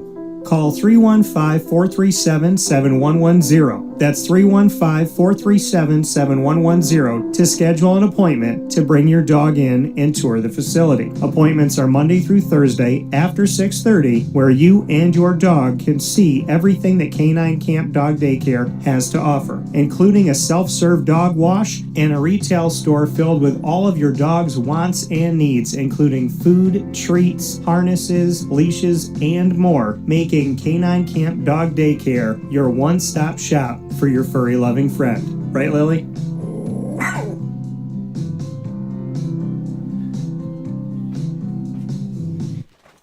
And a welcome back here to Wake Up Call with Dan Tortora inside the Great Lakes Honda City Studios. We appreciate you being here, hanging out with us where sports truly meets that thing called life. And we are here with you and with Mr. Mike Kitts, who's going to be joining us in just a moment on Wake Up Call with Dan Tortora. So we appreciate you being inside these Great Lakes Honda City Studios. Great Lakes Honda City coming to you on 7140 Henry Clay Boulevard in Liverpool, New York. They're open for sales and service Monday through Saturday, and they're open all the time at GreatLakesHondaCity.com. So make sure you go out there today and check them out, and definitely appreciate everybody who has taken us up on that and gone out and gotten their next vehicle or their first ride ever at Great Lakes Honda City. With that being said, I have Mr. Kitts with me on the phone, so we're going to bring him through. Kitsy, you can't see it, but I got a nice picture of you as an official. So there was different officiating pictures I could pick. There was just a few they put out there. This is one of you pointing, holding the ball with your left hand, pointing with your right. We're going down there. The one that I've chosen before that I didn't choose this time is when you had your hand over your face, just holding your head in your hand as John Calipari continued to speak to you. So, yeah. So I'm happy to have you here, Kitsy. And just like Papa Joe, he's down in Florida, and Florida is the second home of Wake Up Call and the second home of my company, Dan Tortora Broadcast Media. So just funny how I got two guys that are Central New York natives, as am I. They're down in Florida, and my company calls Florida our second home. Kitsy, how we doing? Good. I'm going to play the lottery tonight after those three things just happened. Between the two of us being in Florida, I'm going to play the lottery tonight. Yeah, you should. You definitely should. So Kitsy here with us, and he's going to carry us through the rest of the broadcast here today. Mike, you're retired, but are you ever truly retired? Like, when you tell me that you're retired, is this an actual thing this time, or are you kind of semi-retired? It's actual. I started reffing at 24. I reffed till I was 64, and then I signed games another 10 years. So I've been involved in the sport 50 years. I'm still involved. The only games I watch is my son's refereeing now in the ACC, and he's doing really well. He was supposed to have Georgia Tech and Notre Dame Saturday, got switched. He's in Nashville, Tennessee. He's got Virginia, Ohio State Saturday. So he's doing well, and I watch a lot of ACC games, especially the games he's refereeing. And on the way home, he's got a game at North Carolina on Feb 28th, which I'm going to stop and watch the game in person. So it's been great. I get my fix to him, so I'm all fine with the refereeing stuff. Yeah, and like you said, I mean, he's Mike Kitts Jr. He is out there refereeing in the ACC, which means that he is under the tutelage and the leadership of Brian Kersey, who I know all too well. Give me your thoughts on the ACC men's basketball coordinator of officiating, Mr. Brian Kersey. Yeah, I reffed a lot of games with Brian, both in the Big East and the ACC. Great official. His father was Jess Kersey, who reffed in the NBA. Just a nice man also, who passed away a few years ago. And, Brian took Mike under his wing. I didn't push anything. I just said, you should take a look at Mike. I think he could really help you out as far as officiating goes. And he's been unbelievable to Mike. And I can't thank him enough for what he's done for my son. Yeah, so I mean, like you said, I mean, just somebody who's, and I echo those sentiments. I like, it's funny when I watch officiating, like last night in the Syracuse double overtime win over Cal. I said it jokingly, but after a while I meant it at that point. I was like, this official must have money on the game. And I said before the end of regulation, I said, I bet you he's got money on overtime. And they went to overtime, and then it went to double overtime. But I mean, listen, I live in these two worlds where I am a basketball player through and through. I have that itch to coach at times because I love the game so deeply. And so there's that. And then and there's like the understanding that sometimes you look at officials and you say, how can you call that but not call that? And then the other side of my life is that I know officials like you and like Brian and guys I've met over the years. So whenever I go to say something about officials, I think this is the funny thing, Mike. I just want you to know you've become my Jiminy Cricket. Because when I look at an official now, and I'm like, what the hell is he calling? I look at him like, are you serious right now? And then my brain goes, whatever you say, even if, like, you have the right to disagree and you have the right to constructively criticize, but every time I go to criticize an official, I just want you to I want to let you know that your face appears in my head and says, remember, you know an official. Yeah, it's just a hard job, and the guys that do it, like last night, Clarence Armstrong, Bill Covington, and Matt Potter had the game last night. I watched a lot of it. Yeah. But Clarence called me when he got in Syracuse. He goes, "Can you meet us for a drink after the game?" And I said, "Well, I'd love to meet you, but I'm in sunny Florida." He texted me back. He goes, "Well, I got the snow flurries in Syracuse." So Yeah. You can have. So he goes, "Where can we stop after the game?" I said, "Go to the Thompson Road Tavern. You're probably staying at Carrier Circle." And he said, "Yeah, we're staying there." So I think they stopped at the Thompson Road Tavern last night after the game. Yeah, I mean, and like you said, you watched a lot of the game. I want you to be real with me here. There were some calls down the stretch that, like I said, I jokingly said, seems like an official or two has money on the game, but I don't get it. And there was replay. Here's the crazy thing. So the digital boards and a bunch of the stuff, like the dome went out, like the lights went out in the dome, and then they turned back on and the digital boards weren't working, but the audio was working. And then like the time wasn't correct when the digital boards turned back on, and the score wasn't correct, but the time was right behind the basket, but the score, and then all of a sudden, like the time would get right with the digital board, and then the score wouldn't be right, but then the score got right. And that happened in the second half. And then in overtime, they shut off again, but then the boards never turned back on. So I don't even know if the officials could see any replay in the 2 overtime periods. Have you ever experienced something like that? No, I never have. You know, when I was watching last night, I saw the background, everything was black. I'm going, what the? I go to my wife, I go, what's going on up there tonight? You know, and then Maddie said something about the power going out, which, you know, I had no idea what was going on until they mentioned that on the TV last night. And it's just, you know, I don't know if they had replay, if it was available to them, if they had to go use it, if it was available. I don't know, but I haven't talked to those guys today, so. Well, they usually call me and ask me how I think they did, so they haven't called me today. Yeah. Well, you can tell them, you say, I have a friend who's a broadcaster who thinks one of you had money in Vegas. But I mean, when you watched the game last night, when replay was available, or you got to see it or whatever, there were some calls down the stretch in the second half. I'd love to get your thoughts on the Syracuse-Cal game, because there was one with J.J. Starling where he's playing defense. The offensive player from Cal comes into him.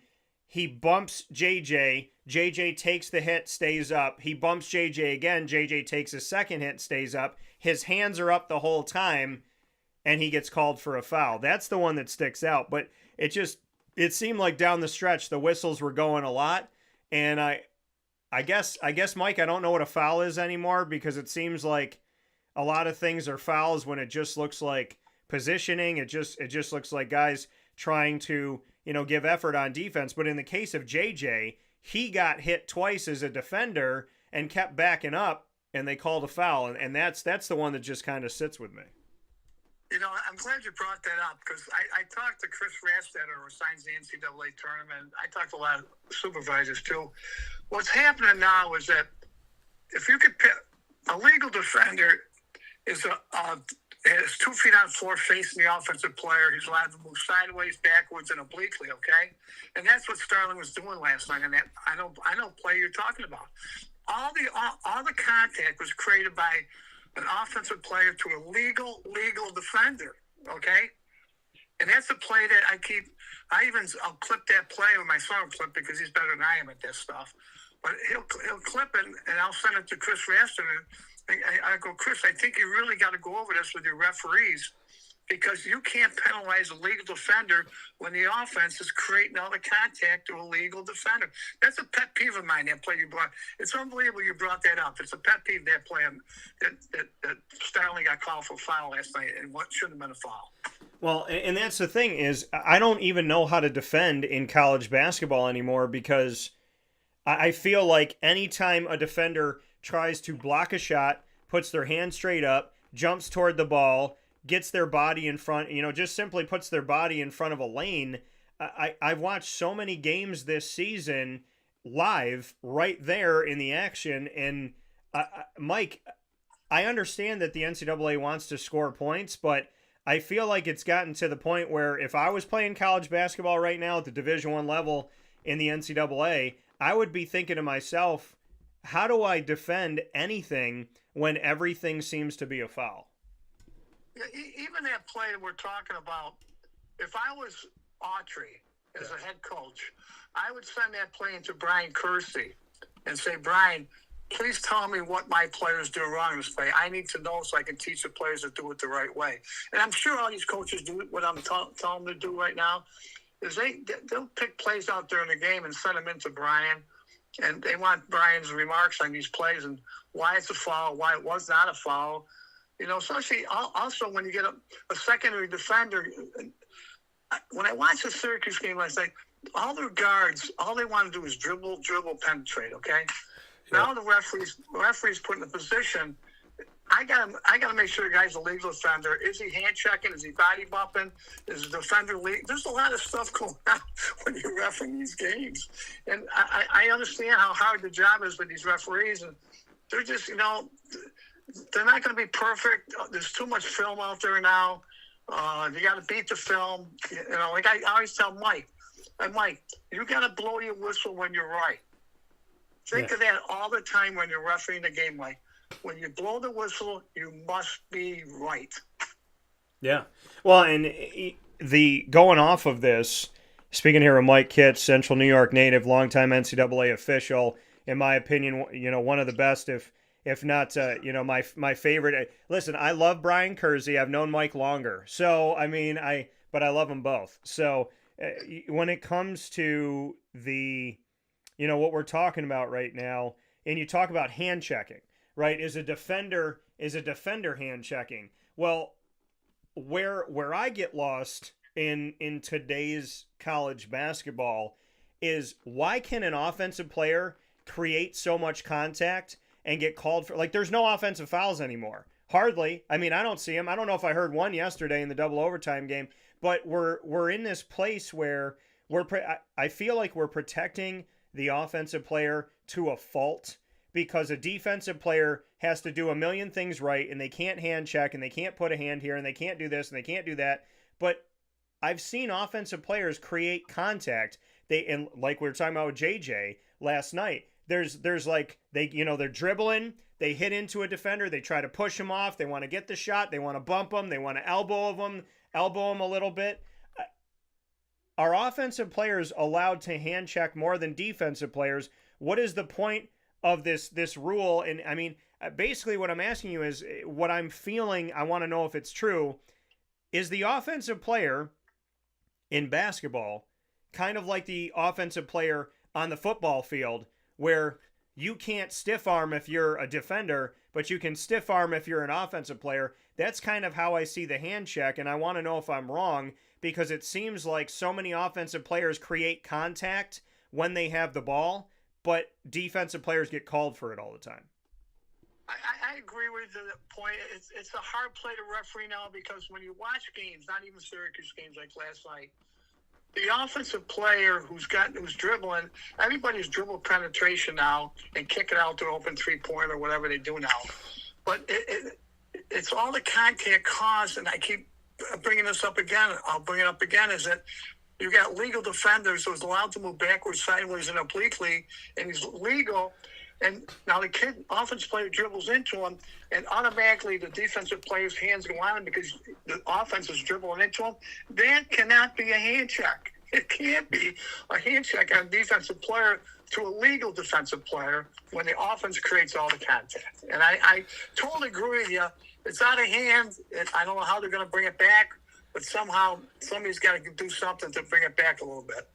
Why did the NCAA make all these decisions to protect the offensive player but not the defensive player? Was it simply that they felt like we need more scoring that's going to boost our ratings? Like, why do I feel like there's been such an emphasis on protecting an offensive player but then making it almost impossible to play defense? That's never come out. They've never come out and said that. I can see how people think that. But the NCAA has never come out and said, let's make the offense score more points and do this.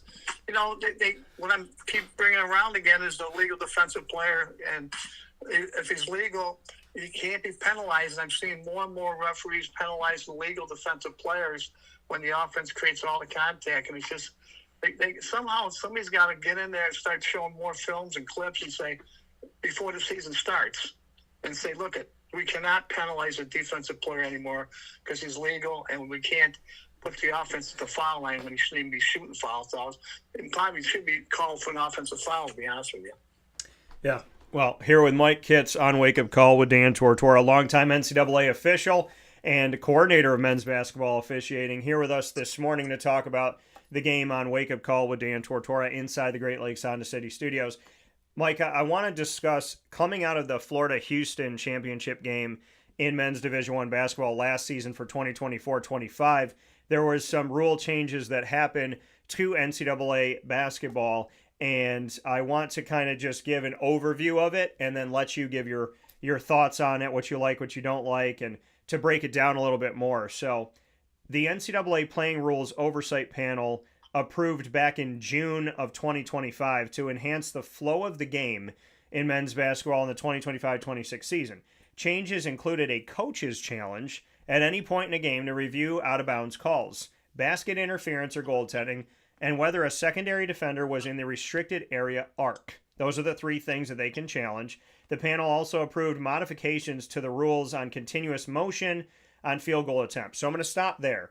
The coach's challenge, reviewing out-of-bounds calls, basket interference or goaltending, and whether a secondary defender was in the restricted area arc. What are your thoughts on the coach's challenge, and do you think the 3 things that you can challenge cover enough of the game? None of those things were involved when I was officiating. Yeah. So this is the stuff I've learned from my son, Michael, as far as what the new rules for this year that came into play. Yeah. I kind of like the challenge. I noticed a game, I don't know what game it was, or the player did some motion to Autry a couple games ago, and it was a bad challenge. And now he doesn't have any the rest of the game. I don't know if you can remember that play, but there's something that happened in a game in Syracuse that I didn't think he should challenge it. Yeah. And the block charge play in the restricted area, I like that. The goaltending, when it's really hard when you get that play, the kid going to the basket on a fast break or going to the basket for a layup, and now the kid lets the ball go, and it's maybe an inch from the backboard, and the guy hits it off the backboard. Most referees now would rather call it good because they got the option to go and look at it to see if it was hit before the ball hit the backboard. Once it hits the backboard, the defensive player can't hit the ball off the backboard. So, I like the changes, but I think you got to be really careful what you're going to challenge, because if you get it wrong, you're done for the rest of the game, man. Well, and here's the thing. So the challenge rule, these are the pieces of it. So you can challenge at any point in the game, like I mentioned. You must have a timeout in order to use your challenge. And if successful teams receive 1 additional challenge so if you're successful in your challenge, you will receive 1 additional challenge for the rest of the game, which will also include overtime. So, but here's the thing, and this is what I thought of, and I actually said this to Brian Kersey at the ACC tip-off in Charlotte, North Carolina, going into this 2025-26 season. I said, okay, so you have a challenge, and, we talked about challenging the out-of-bounds plays and whatnot. I said, Brian, if you can only use 1 challenge, and there's 5 questionable out-of-bounds calls down the stretch, and you can only challenge 1 of them, if the officials get it wrong and it changes the outcome of the game, I said, how many phone calls do you anticipate getting from coaches this season? And he looked at me and he said, a lot. So I'd love to get your thoughts on the fact that now that we have this coaches challenge, it's now trying to help the flow of the game, not have so much stoppage, but it also puts us in a position, Mike, where there could be a bunch of out-of-bounds calls in an NCAA tournament game, a regular season game, simply, but we look at any game at any point in time, a regular season game that could affect seeding, that could affect if a team makes their conference tournament or not, that could affect, rankings, which can ultimately affect the NCAA tournament. And then, of course, when we get in the NCAA tournament and out-of-bounds calls, I just saw this being a problem because essentially it takes the out-of-bounds, like you said to your son, when you blow your whistle, make sure you're right. But we're now in a place where if there's multiple out-of-bounds calls that are very questionable and very tough to figure out, that you could go to a monitor and stare at for 5 to 7 minutes and not be 100% sure. Now we're putting the onus, the onus is still on the official to make the call in the run of play normally, but if they make the wrong call, now the onus is on the coach. But if the coach has 4, 5, 6, 7 reasons to question a call, but they only have 1 challenge, I'm seeing a place where we're going to have games, and it could be in the NCAA tournament, which I hope it's not, in single elimination, but we could come down in conference tournaments, we could come down to games that are going to have multiple questionable calls, and something is wrong, and a coach doesn't have a challenge left, but it's clearly seen on the television that it's the wrong call that was made. What's going to happen in these moments when this wrong call and no challenge left brings about the end to the season for a team that should be moving on?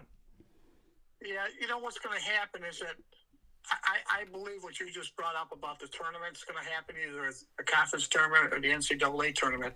You're going to get some plays that after they lost a challenge, something's going to – they put these new rules in, and I think they're going to have to make little changes to them, to be honest with you. I think they will, especially if they get 1 or 2 games in the tournament where all of a sudden they don't get to play right on the out-of-bounds play and they can't challenge it.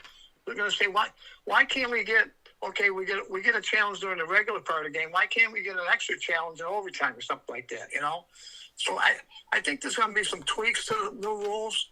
You know, they were put in for this year based on, let's see how they work. And if they work well, fine. If they don't, we got to do some tweaking to this. And I believe that they're going to do something because, like you said, it's going to come down to somebody getting put out of the term because they screwed up a rule or something, or screwed up the out-of-bounds play.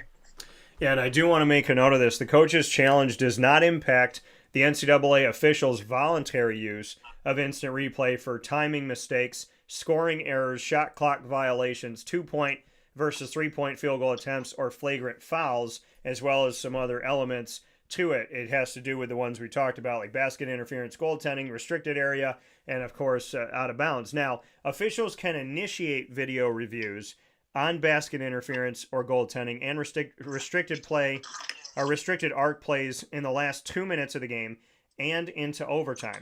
Recent data shows these reviews caused minimal game interruptions. NCAA Men's Basketball Rules Committee members think the Coaches Challenge will have a significant impact on the flow of the game. Officials cannot conduct video review on out-of-bounds calls unless through a Coaches Challenge. So, some people think this, and I want to clarify because this is coming from the NCAA.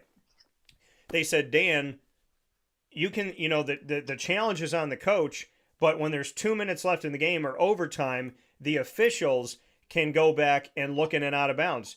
According to what I'm reading right now from the NCAA, that 2 minute or less does not have anything to do with, it doesn't include out of bounds calls. It only includes basket interference or goaltending and restricted arc plays. So I'm telling you this right now, Mike, to echo our sentiments. If you have to use a Coach's Challenge to question an out of bounds call, and with 2 minutes left in the game, you can the officials are not going to like when you do it in the NFL, right? With 2 minutes left in the second quarter or 2 minutes left in the fourth quarter, they can do a booth review on literally anything. The out of bounds calls, because somebody said this to me, so I want to clarify. They said, Dan, when there's 2 minutes left in a half, they can go, or in the last 2 minutes of the, or pardon me, in the last 2 minutes of the game, not in the half. So in the last 2 minutes of the second half or in overtime, I was told officials can review out of bounds calls. Well, according to the NCAA, with 2 minutes left in the game and or overtime, officials cannot review out of bounds calls. They can only review basket interference or goaltending or restricted arc plays. So I'd love to get your thoughts on this, Mike, because I'm telling you right now, there's going to be last 2 minutes of the game, out of bounds, coaches don't have challenges, somebody's going to make the wrong call, and that's going to be a massive, massive issue with the NCAA tournament of somebody getting bumped out. I don't know why we have a coach's challenge that the officials can look at in the last 2 minutes of the game, which includes overtime. I don't understand why this includes 2 out of 3 of the things you can use for a challenge, but not the out of bounds. It's weird that they left the out of bounds out of the last 2 minute call, and I'm telling you, this is going to come back and do something. It's going to bite them this season, in my opinion. Yeah, you know, back when I was refereeing, that rule was in effect, and I'm not sure. You're saying that they can't challenge it. I'd have to ask my son Michael. I don't know the rule right now, to be honest with you. I thought they could challenge it the last 2 minutes of the game. The referees would go and look at the video. I'm not sure of that, Dan, so I don't want to speak on that. But, you know, if it's true the way you say it is, then something's going to happen in the last 2 minutes of an NCAA tournament or whatever that's going to make this rule get changed where if they can do the other ones during the course of the game, why they can't do the out of bounds is beyond me. Yeah, so I mean that's the thing that I'm looking at here. It says they can only review out of bounds calls through a coach's challenge, not at their own initiative. And I'm guessing that, well, not I'm guessing, I'm looking at the NCAA website, and that includes the last 2 minutes. So a coach's challenge can be challenged for 3 reasons, which we've mentioned here multiple times. One of those reasons being out of bounds calls, but 2 of those 3 reasons can be looked at by officials without a coach's challenge. For some odd reason, out of bounds is not there. I think moving forward, the rule will be changed that within 2 minutes left in the game, officials can review out of bounds calls like they used to. I think that'll change back, and I think that there's going to be a change to the coach's challenge, even if it's giving them 2 instead of 1. I would imagine those are going to change. There's other things that have happened too. Officials will have the option to call a flagrant 1 foul when a player is contacted to the groin. A flagrant 1 foul results in 2 free throws for the offended team and possession of the ball. Previously, officials could only call a common foul or deem it a flagrant 2 foul in which the player receives an ejection and the offended team receives 2 free throws and possession of the ball. Your thoughts on this rule change with the option to call a flagrant 1 if a player is contacted to the groin? Yeah, I saw it the other night. There was a game on replay. I saw a kid get kicked in the groin. I think it was a Missouri game or something. I just happened to catch it quickly, and they gave him F1 and 2 shots and the ball back out of bounds. But I just think that if you get a situation where a kid goes to the basket hard and the kid goes make a good defensive play, but it really either goes through him or gets somewhere in the neck or head area. Yeah. I mean, go and look at it. Upgrade it to an F1. You can do that by rule. If you upgrade it to an F2, then the kid's got to leave the game. So, I mean, I like that part of the rule. It's good for the referees, I think. And for the most part, when I see those, when they go and do them and they go and look at them, they're getting them right. So I hope they keep with that stuff in the game. Yeah, Mike, let me ask you this when it comes to a common foul, flagrant 1, flagrant 2. For you as an official, and I know we just read that, we can contact to the groin can now be a flagrant 1, and before it was either a common foul or a flagrant 2, which kicks them out. So it was either they called it, just a regular foul, or they said get out of the game. So it was like 2 ends of the spectrum. Now they can put that middle ground with a flagrant 1. But if you were officiating today, what for you that you would see would make you say that's a flagrant 1? And then what would bring you to a flagrant 2? Because flagrant 2 is ejecting a player at any time in the game. I mean, obviously it's a death penalty for that game itself, and it could affect the kid moving forward, could get the kid suspended. So what for you goes from common to F1 to F2? If you were officiating, what are you looking for that's going to make you kind of up the ante on the foul? That play right there, if I'm reffing a game, I even talked to Mike about this. If you're going to upgrade to an F2 where you're going to tell the kid he's out of the game and he can't play anymore during that game, you better be 110% right that it's an F2. My philosophy when I refereed was if it was questionable either way, it'd be an F1. Let the league take care of it. I mean, if I missed it and they want to call an F2 on a game, sit the kid out the next game, more power to them. But when you hit somebody with an F2, it's got to be intentional. It's got to be really an elbow to the head. You look at the guy and you just bang him in the head. It's done on purpose. But, I mean, when you hit a play with an F2, you better be 110% right because it's going to affect the team. It's going to affect the player. And if you don't call an F2 and the league thinks it was, okay, ref, you got it wrong. It should have been F2. But let the league take care of it. That's my philosophy. Well, and like, I mean, like you said, it's got to be something clear, right? Somebody gets in a fight. But you mentioned the head a couple times. So is that really, if you're going to go F2, do you need to see, either a punch to the head or a headbutt or something that's like going at someone's head? Are you focused on that, or is there another region of the body that would make you go F2? No, it would be the head, neck area, face area, and the groin area. I mean, yeah. Even the other night when I saw that replay, the kid kicking the kid in the groin on purpose. I mean, can I call F2 on as a referee and be covered by rule? Really easy. I mean, he did that on purpose. Hit him in the groin area. Yeah. So, I mean, they leave it open for the referee to make the decision, but like I tell the referees when they ask me about my philosophy is that make sure you're right because it's going to affect the team going forward. It's going to affect the player, and you better be right when you call an F2 on somebody. Mike Kitts here with us, longtime NCAA official and longtime coordinator of men's basketball officiating. Mike, before I let you go, a couple other rule changes. If a player uses the rim to gain an advantage, it will be a basket interference violation. I feel like I know what basket interference is, but why this needs to be written in the rule, what do you take of this? Because it's called a rule change, but I felt like basket interference was clear before. So when you read, if a player uses the rim to gain an advantage, it will be a basket interference violation. I mean, call me crazy. I thought that already existed, but is there something you're seeing in the verbiage of that that's different? Yeah, it's what you see in plays now when a kid goes to basket, he's got the ball in one hand and the other hand he's grabbing the rim to gain an advantage and maybe go up higher. I'm not sure why a player would do that, but I think that's the main reason why I was put in, because players are going to the basket and grabbing the rim before they put the ball in, even grabbing the rim and banking it off the backboard. I mean, it's got to be basket interference. He's gaining an advantage. Take the basket away. I mean, it's probably been always like that, but they put something in the rule, like you just said, that it's new to me. But I mean, it's not a hard play to referee, to be honest with you. Yeah, that one seems pretty clear. And the last one, which I guess could have been put into use last night at the Dome, if one of the shot clocks becomes inoperable, the shot clock at the other basket will remain on.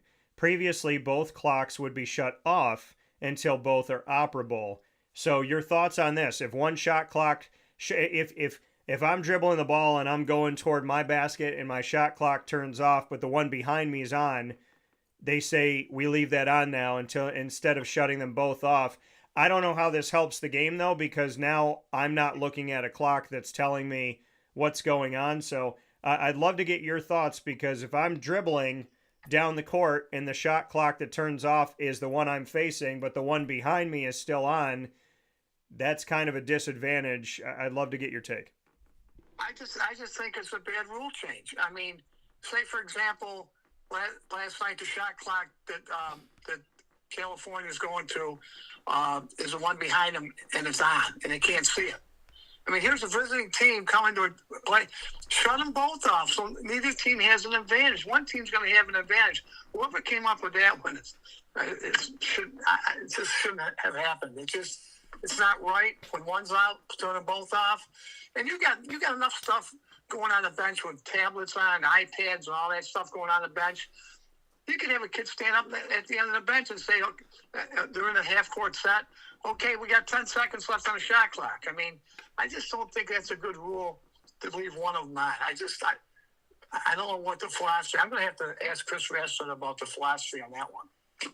Yeah, I mean, and then we got a lot of things coming in here. We have a hi Mike, nice seeing you here from down on Long Island. Best wishes to you and your family from the 504 Wong Man. And then we have Edward Donahue, who says, I worked for Mike when he was a coordinator. He was the best at interpreting the rules and emphasizing to apply them on to the floor. So, Mike, you got a little fan base going on here right now. Well, my wife always tells me, he goes, Mike, you're not relevant anymore. Don't talk about refereeing anymore.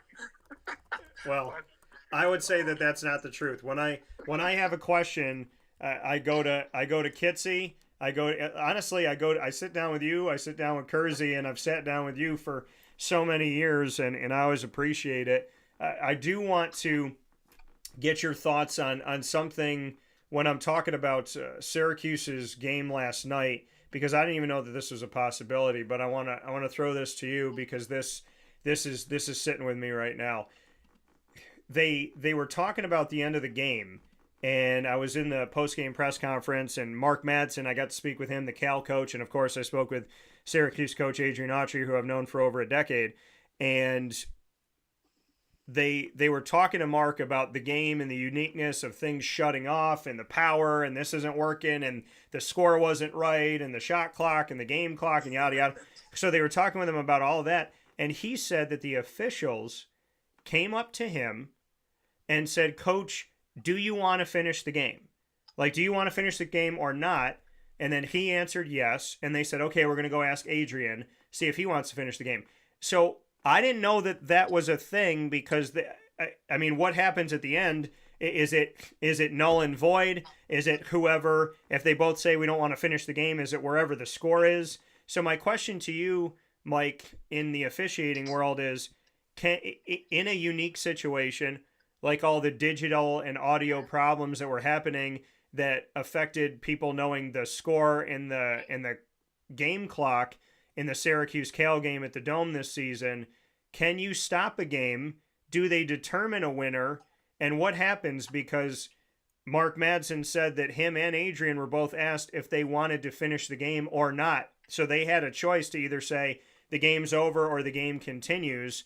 So I ask you, in that unique scenario, do they determine a victor or what happens?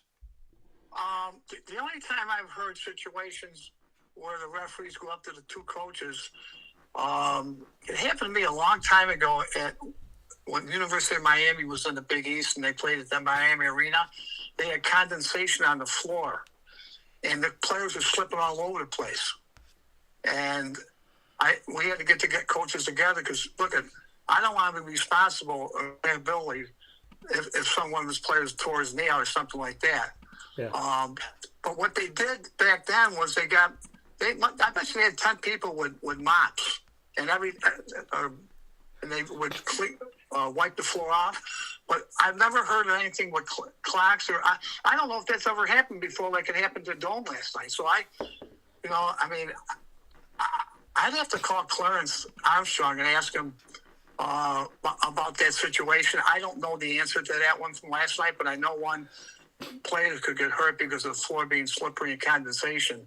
That you have the right to go to both coaches, because something tells me that we had to put something in writing at Miami years and years ago that we're not going to be held liable if the kid blows his knee out. Yeah.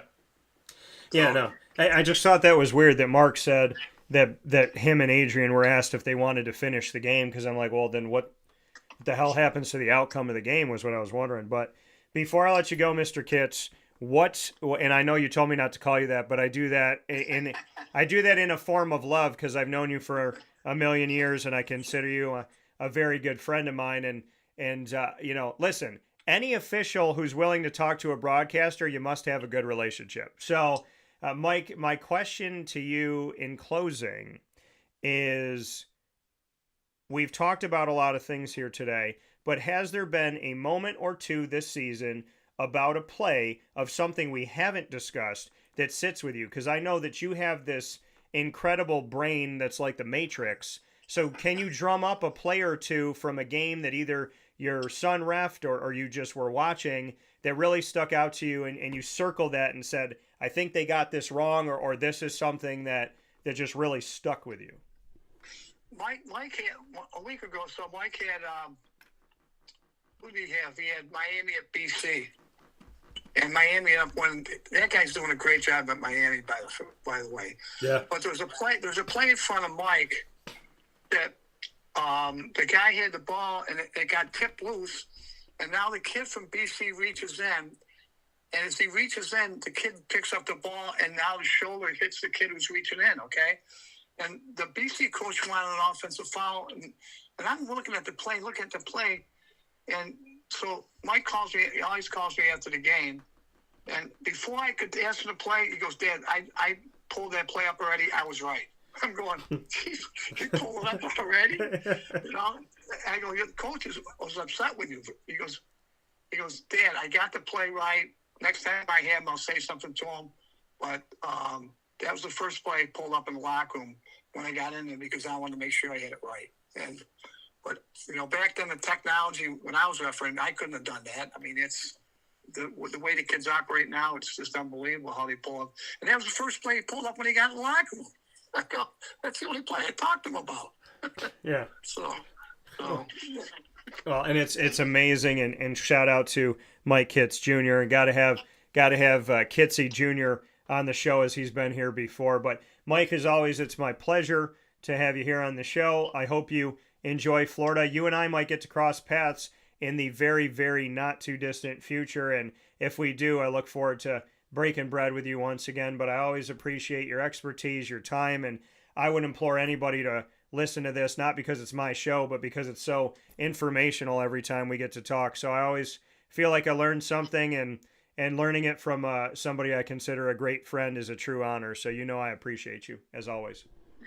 I appreciate you, and maybe one of these times both Mike and I can come on, and you can get his perspective also, because he's pretty good at explaining things. So I appreciate you, appreciate your friendship, and thanks for having me on. And everybody, thanks a lot. Appreciate it. Of course. Well, go enjoy the weather, and I'll talk with you soon.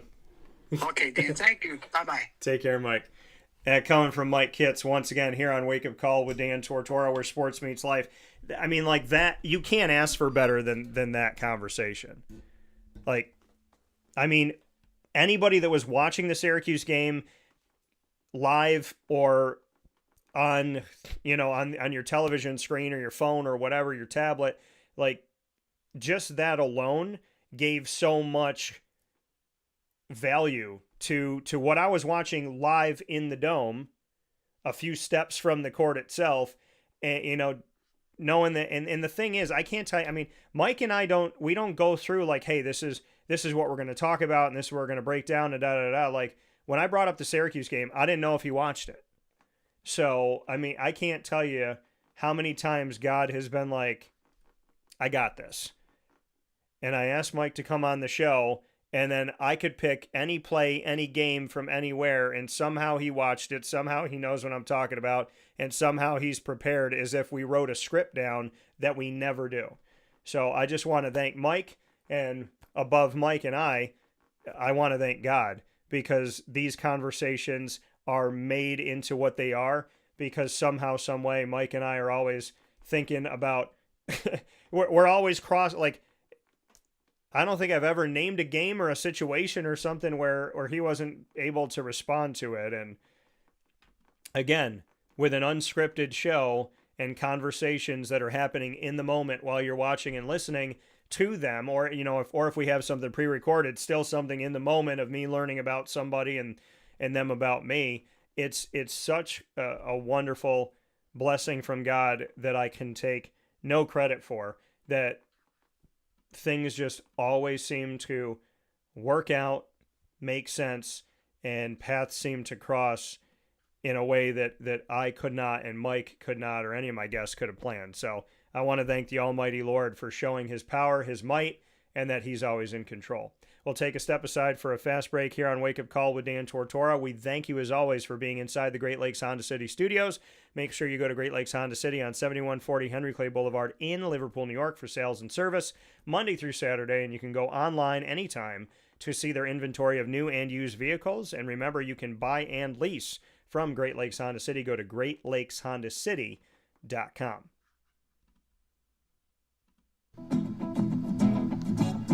Hi, this is Amy from Mother's Cupboard, home of the Whole Frittata. We are open daily 6 a.m. to 1:30 p.m. For takeout orders, call 315-432-0942 and tune in to Wake Up Call with Dan Tortora for our monthly food challenge, and try our Wake Up Call signature menu item, available 7 days a week. Here at Mother's Cupboard, we are Central New York, and it's our honor to serve you. Ma and Pa's Kettle Corn and Popcorn Factory remind us that every day is worth celebrating at 201 7th North Street in Liverpool, New York. Open Monday through Saturday in-store and always online at maandpaspopcorn.com. Serving our Central New York community and beyond, order anywhere, anytime at maandpaspopcorn.com. Stop in to get a tin at Ma and Pa's on 201 7th North Street in Liverpool, New York to get your half-price refills for the rest of your life. Come to Ma and Pa's for your holiday gift giving for family, friends, employees, and clients. And remember, for fundraising and events, to call 315-450-6272. That's 315-450-6272. Ma and Pa's Kettle Corn and Popcorn Factory. How corny are you? This is Jim Sikowski, owner-operator of Chick-fil-A Cicero, 7916 Brewerton Road in Cicero, right in front of the Home Depot. I had a deep feeling that God wanted me to do something bigger with my life and to help people, help others. I kept putting Chick-fil-A in my life, and I realized as I was going through the franchise selection process that positively impacting the lives of others was really core to what we do here at Chick-fil-A. First of all, it starts with the food. The food is brought in fresh daily. We bring in local produce. We prepare to order in the kitchen. We hand bread our chicken. We hand spin our milkshakes. It's great food. It doesn't taste like fast food. I think the second thing is the way people feel when they come in a Chick-fil-A restaurant. It's different. We try to treat people with intentional kindness here, which is very different and deeper than good customer service. And so I think it feels remarkable for most people to come in a Chick-fil-A restaurant. And then lastly, the impact that we try to have in the community is very different. It's a big part of the expectation of every operator of a Chick-fil-A restaurant is that they're actively engaged in their community, they're a leader in the community, and they're making a difference. When they realize that what we're striving to do is to shine a little light in their life, that's a very, very different experience than you will have at any other quick service restaurant. And it's that remarkable experience that I think people will emotionally connect with. Avicoli's restaurant, located on 7839 Oswego Road in Liverpool, New York, has been serving our community for decades. Your place to go for home cooking on the corner of Route 57 and Wetzel Road is just minutes from Liverpool High School. And every single month, Wake Up Call with Dan Tortora is on site, on location, with Liverpool sports, student athletes, coaches, and administration telling their stories throughout the year. We look forward to seeing you on site at Avicoli's for their casual pizza side, their fine dining, as well as their bar. And of course, you can order online at myavicolis.com. That's myavicollis.com. For takeout, delivery, and catering, call 315-622-5100. That's 315-622-5100. Come on in to the neighborhood spot Avicoli's, open 7 days a week in Liverpool, New York.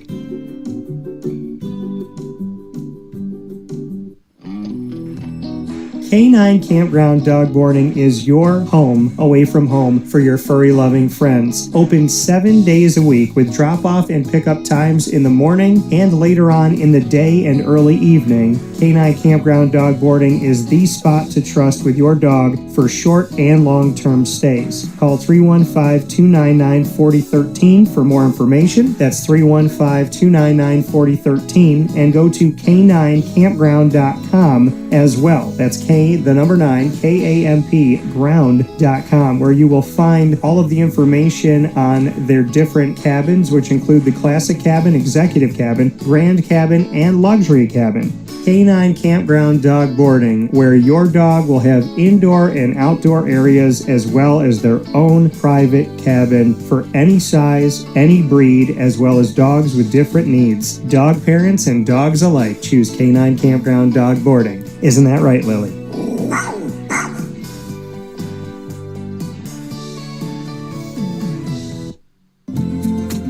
Looking for your next ride? Look no further than Great Lakes Honda City, located on 7140 Henry Clay Boulevard in Liverpool, New York. Serving our community for decades, their new and pre-owned vast array of vehicles are available to you Monday through Saturday on site. To search from home, shop at GreatLakesHondaCity.com. Call 315-365-5576 to set up an appointment. That's 315-365-5576 for Great Lakes Honda City, 7140 Henry Clay Boulevard in Liverpool, New York. Great cars, great people, Great Lakes.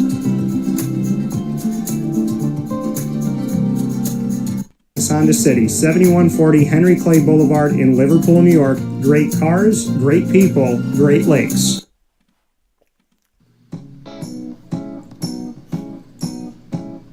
In these unique times, there are those in our community that give us a sense of normalcy and positivity. Pizza Man on 50 Oswego Street in Baldwinsville has been here for you for over 35 years and is here now. Call 315-638-1234 or order online at pizzamanbville.com to bring those familiar tastes into your home. And remember to come see our monthly on-site broadcasts centered around the community and our Baldwinsville Bees. Pizza Man in Baldwinsville. Any way you slice it, they are always here for you.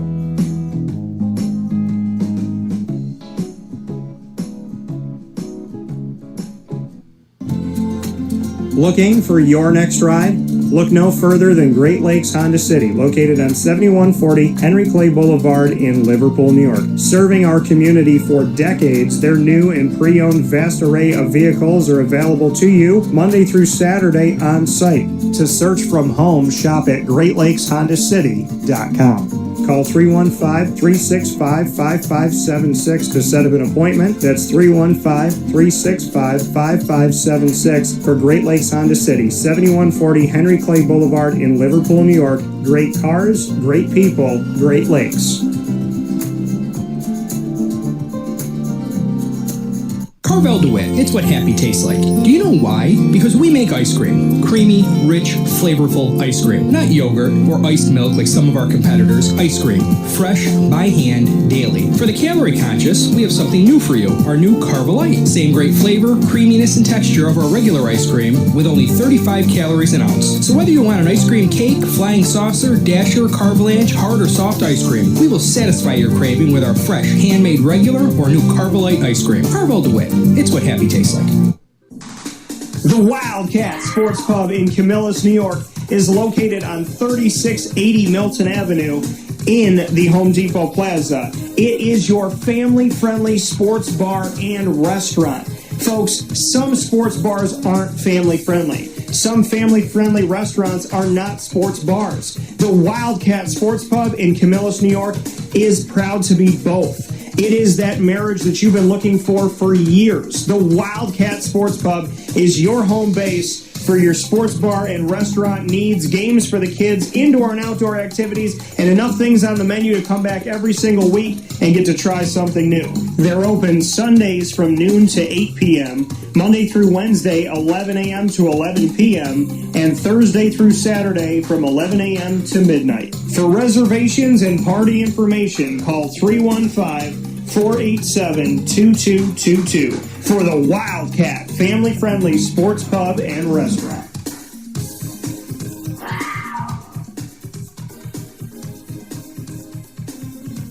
GG Cards and Breaks. Like, comment, subscribe. GG Cards and Breaks, coming to you on 639 Delmar Place in Syracuse, New York, is your one-stop sports card and trading card shop. Head to GG Cards and Breaks today. And every Tuesday through Saturday from 10 to 6, Sundays from 10 to 5, you will find soccer, hockey, basketball, baseball, football, boxing, Disney Lorcana, Magic the Gathering, Yu-Gi-Oh!, Pokemon, One Piece. You'll find so many great things there. You never know what's going to be in their display case, what autographs they have, what potential one-of-ones they have, rookie patch autos, aka RPAs. I've walked in there before and they've had autographs from singers, autographs from people in the entertainment world, from boxes that they've opened, graded cards.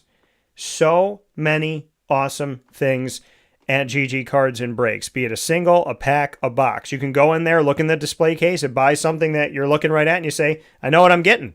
I'm getting that rookie card of my favorite player. Let's bring it home today.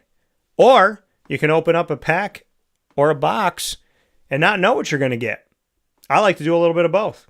Head over there and be a big kid today. GG Cards and Breaks, 639 Delmar Place in Syracuse, New York, right off of Teal Ave. Big time shout out to Chick-fil-A on the corner of Bridge Street and Erie Boulevard. Whether you are a fan of the original, the spicy, or the grilled, Chick-fil-A is waiting for you today in DeWitt. Corner of Bridge Street and Erie Boulevard. You can't miss it. Giant brick building, double drive-through, awaiting you, Megan Sorber and her team. And what I love is they are nestled by a bunch of high schools as well as college and university areas. So they are employing our youth and building them up and teaching them about morals and values and leadership right here in our community. And the cool thing is Megan Sorber, the owner-operator of Chick-fil-A in DeWitt, is someone who went to school and worked at Chick-fil-A, and now she's employing people who are going to school and working at Chick-fil-A. So great to have a leader that has walked a similar path, and I would love it if you would head over, walk over, drive over to Chick-fil-A in DeWitt today on the corner of Bridge Street and Erie Boulevard. We look forward to seeing you there. With that being said, I can't believe 2 hours plus has come and gone. I don't want to end the show today. I never do. And today, I just I'm having so much fun, man. I love what I do. I do what I love. The great thing about not wanting to end the show this morning or ever is that I don't have to, because at 6 p.m. tonight at Pizza Man, I will be there today, Thursday, February 12th at 6 p.m. I will be on site, on location with the Baldwinsville Bees varsity girls basketball team with Kathy Morse and her student athletes. We will be on stage at Pizza Man on 50 Oswego Street in Baldwinsville, New York tonight, February 12th at 6 p.m. I look forward to seeing you out there to support your student athletes, to support Kathy Morse and her coaching staff, to support Pizza Man and just the overall Baldwinsville Bees community. I love being there every single month at Pizza Man with Beeville, and I can't wait to see you tonight as we celebrate and spotlight, as they head into the postseason, the Baldwinsville Bees varsity girls basketball team. I appreciate all the guardians, the parents, the aunts, the uncles, the siblings, everyone who comes out to these events to pack the pub at Pizza Man. And I cannot thank the student athletes and Kathy Morse enough over the years for giving me great opportunities, great memories, and great conversation. So you know where to be tonight, February 12th at 6 p.m. That's Pizza Man on 50 Oswego Street in Baldwinsville, New York, to support your Baldwinsville Bees. With that being said, love being with you up and down the East Coast, the Midwest, the West Coast, and all around the globe on YouTube.com and Facebook.com, both /WakeUpCallDT, and on WakeUpCallDT.podbean.com. Once the shows go live, they hop into the archive on Amazon Music, Audible, iHeartRadio, iTunes and Apple Podcasts, Player FM, Podbean, Podchaser.com, Podvine, Spotify, TuneIn, YouTube, and more. All you have to do is search on any one of these outlets, Wake Up Call with Dan Tortora, or one word, Wake Up Call DT. You can also ask Alexa or your Google device to play the latest episode of Wake Up Call with Dan Tortora, and they will do that for you as well. And you can go to any of your search engines. You can go to Google or whatever you got, Safari, or whatever your search engine may be, and you can simply search Wake Up Call with Dan Tortora, or you could search my last name, and you will find me right there at your fingertips. So I appreciate however you find us. Make sure to bookmark us, save us, and keep us with you wherever you go. Plenty of shows, plenty of archived material, and we're always growing, and we appreciate you growing with us. Speaking of growing, our team of Central and Upstate New York partners has grown to be an amazing family, and it's only getting bigger because we got an announcement to make coming up here soon. Great Lakes, Honda City, Carvel, DeWitt, the Wildcat, Sports Pub, GG Cards and Breaks, Myers Creek, Bryan's Landing, Canine Camp Dog Daycare, Mon Paz, the snack capital of the world, Chick-fil-A Cicero, Game Point Sports Complex, Pizza Man, Mother's Cupboard, Chick-fil-A in DeWitt, Canine Campground Dog Boarding, Avicoli's, and we are the exclusive multimedia marketing partner of your Onondaga Community College Lasers. We're coming to the close of a special 6-month opportunity and spotlight for OCC, and that will be happening this coming Wednesday. Will be our final piece of this laser lounge. You can go and find all of our content by going to youtube.com/wakeupcalldt. Click subscribe, hit the notification bell, find the OCC playlist. For more information, go to onondagalasers.com.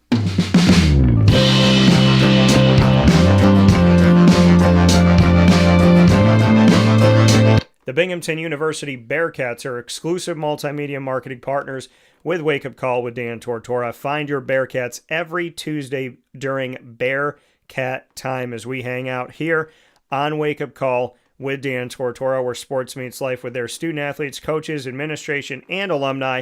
The Binghamton Bearcats and I have had a wonderful first couple years of partnership, and I would like to think we're only just getting started. You could find them right here with me, and you can find them on youtube.com/wakeupcalldt. Click subscribe, hit the notification bell, find the Binghamton playlist. You could also find the Bearcats on wakeupcalldt.com's homepage and underneath the exclusive partners tab. For more information, go to binghamtonbearcats.com and go Bearcats. With that being said, here on Wake Up Call with Dan Tortora, I want to thank Myers Creek every Thursday for our Central and Upstate New York High School Player of the Week. Today honoring Alex Trombley of the Liverpool High School boys basketball team, who this week achieved his 1,000th career point. and I'd like to think he's only getting started. Big time shout out to Papa Joe and our conversation on the NFL as we spoke about the title game, as well as the coaching, coordinating, and overall staff changes in the NFL. All the ones that I have up to this point, shared those with you around the league, and we talked about some notable free agents for the 2026 free agency in the National Football League. We spoke about the positions of quarterback, running back, and wide receiver, and defended Will Campbell, who is a rookie that made it to the NFL title game and is there at left tackle for Drake May. And, of course, we broke down in a way that only he can the officiating world and understanding the rule changes, different things going on, things he agrees with and things he doesn't. And, of course, taking a look at a very unique Syracuse basketball game against Cal in the Dome last night. All of that with Mike Kitts, longtime NCAA official and coordinator of men's basketball officiating. So thank you to Myers Creek. Thank you to Papa Joe. Thank you to Mike Kitts. Thank you to you for watching and listening. Thank you to my family, my friends, my brothers, my little sister Franny, as well as to all my nieces and nephews, my godson Noah, and above all, a big thanks to the one that makes it all possible, God himself. Facebook at Wake Up Call DT, X at Call DT, Instagram at Wake Up Call _DT. For now, from the Great Lakes Honda City Studios, I say God bless, no stress, do your best. We will see you tonight at Pizza Man for girls basketball of the Baldwinsville Bees.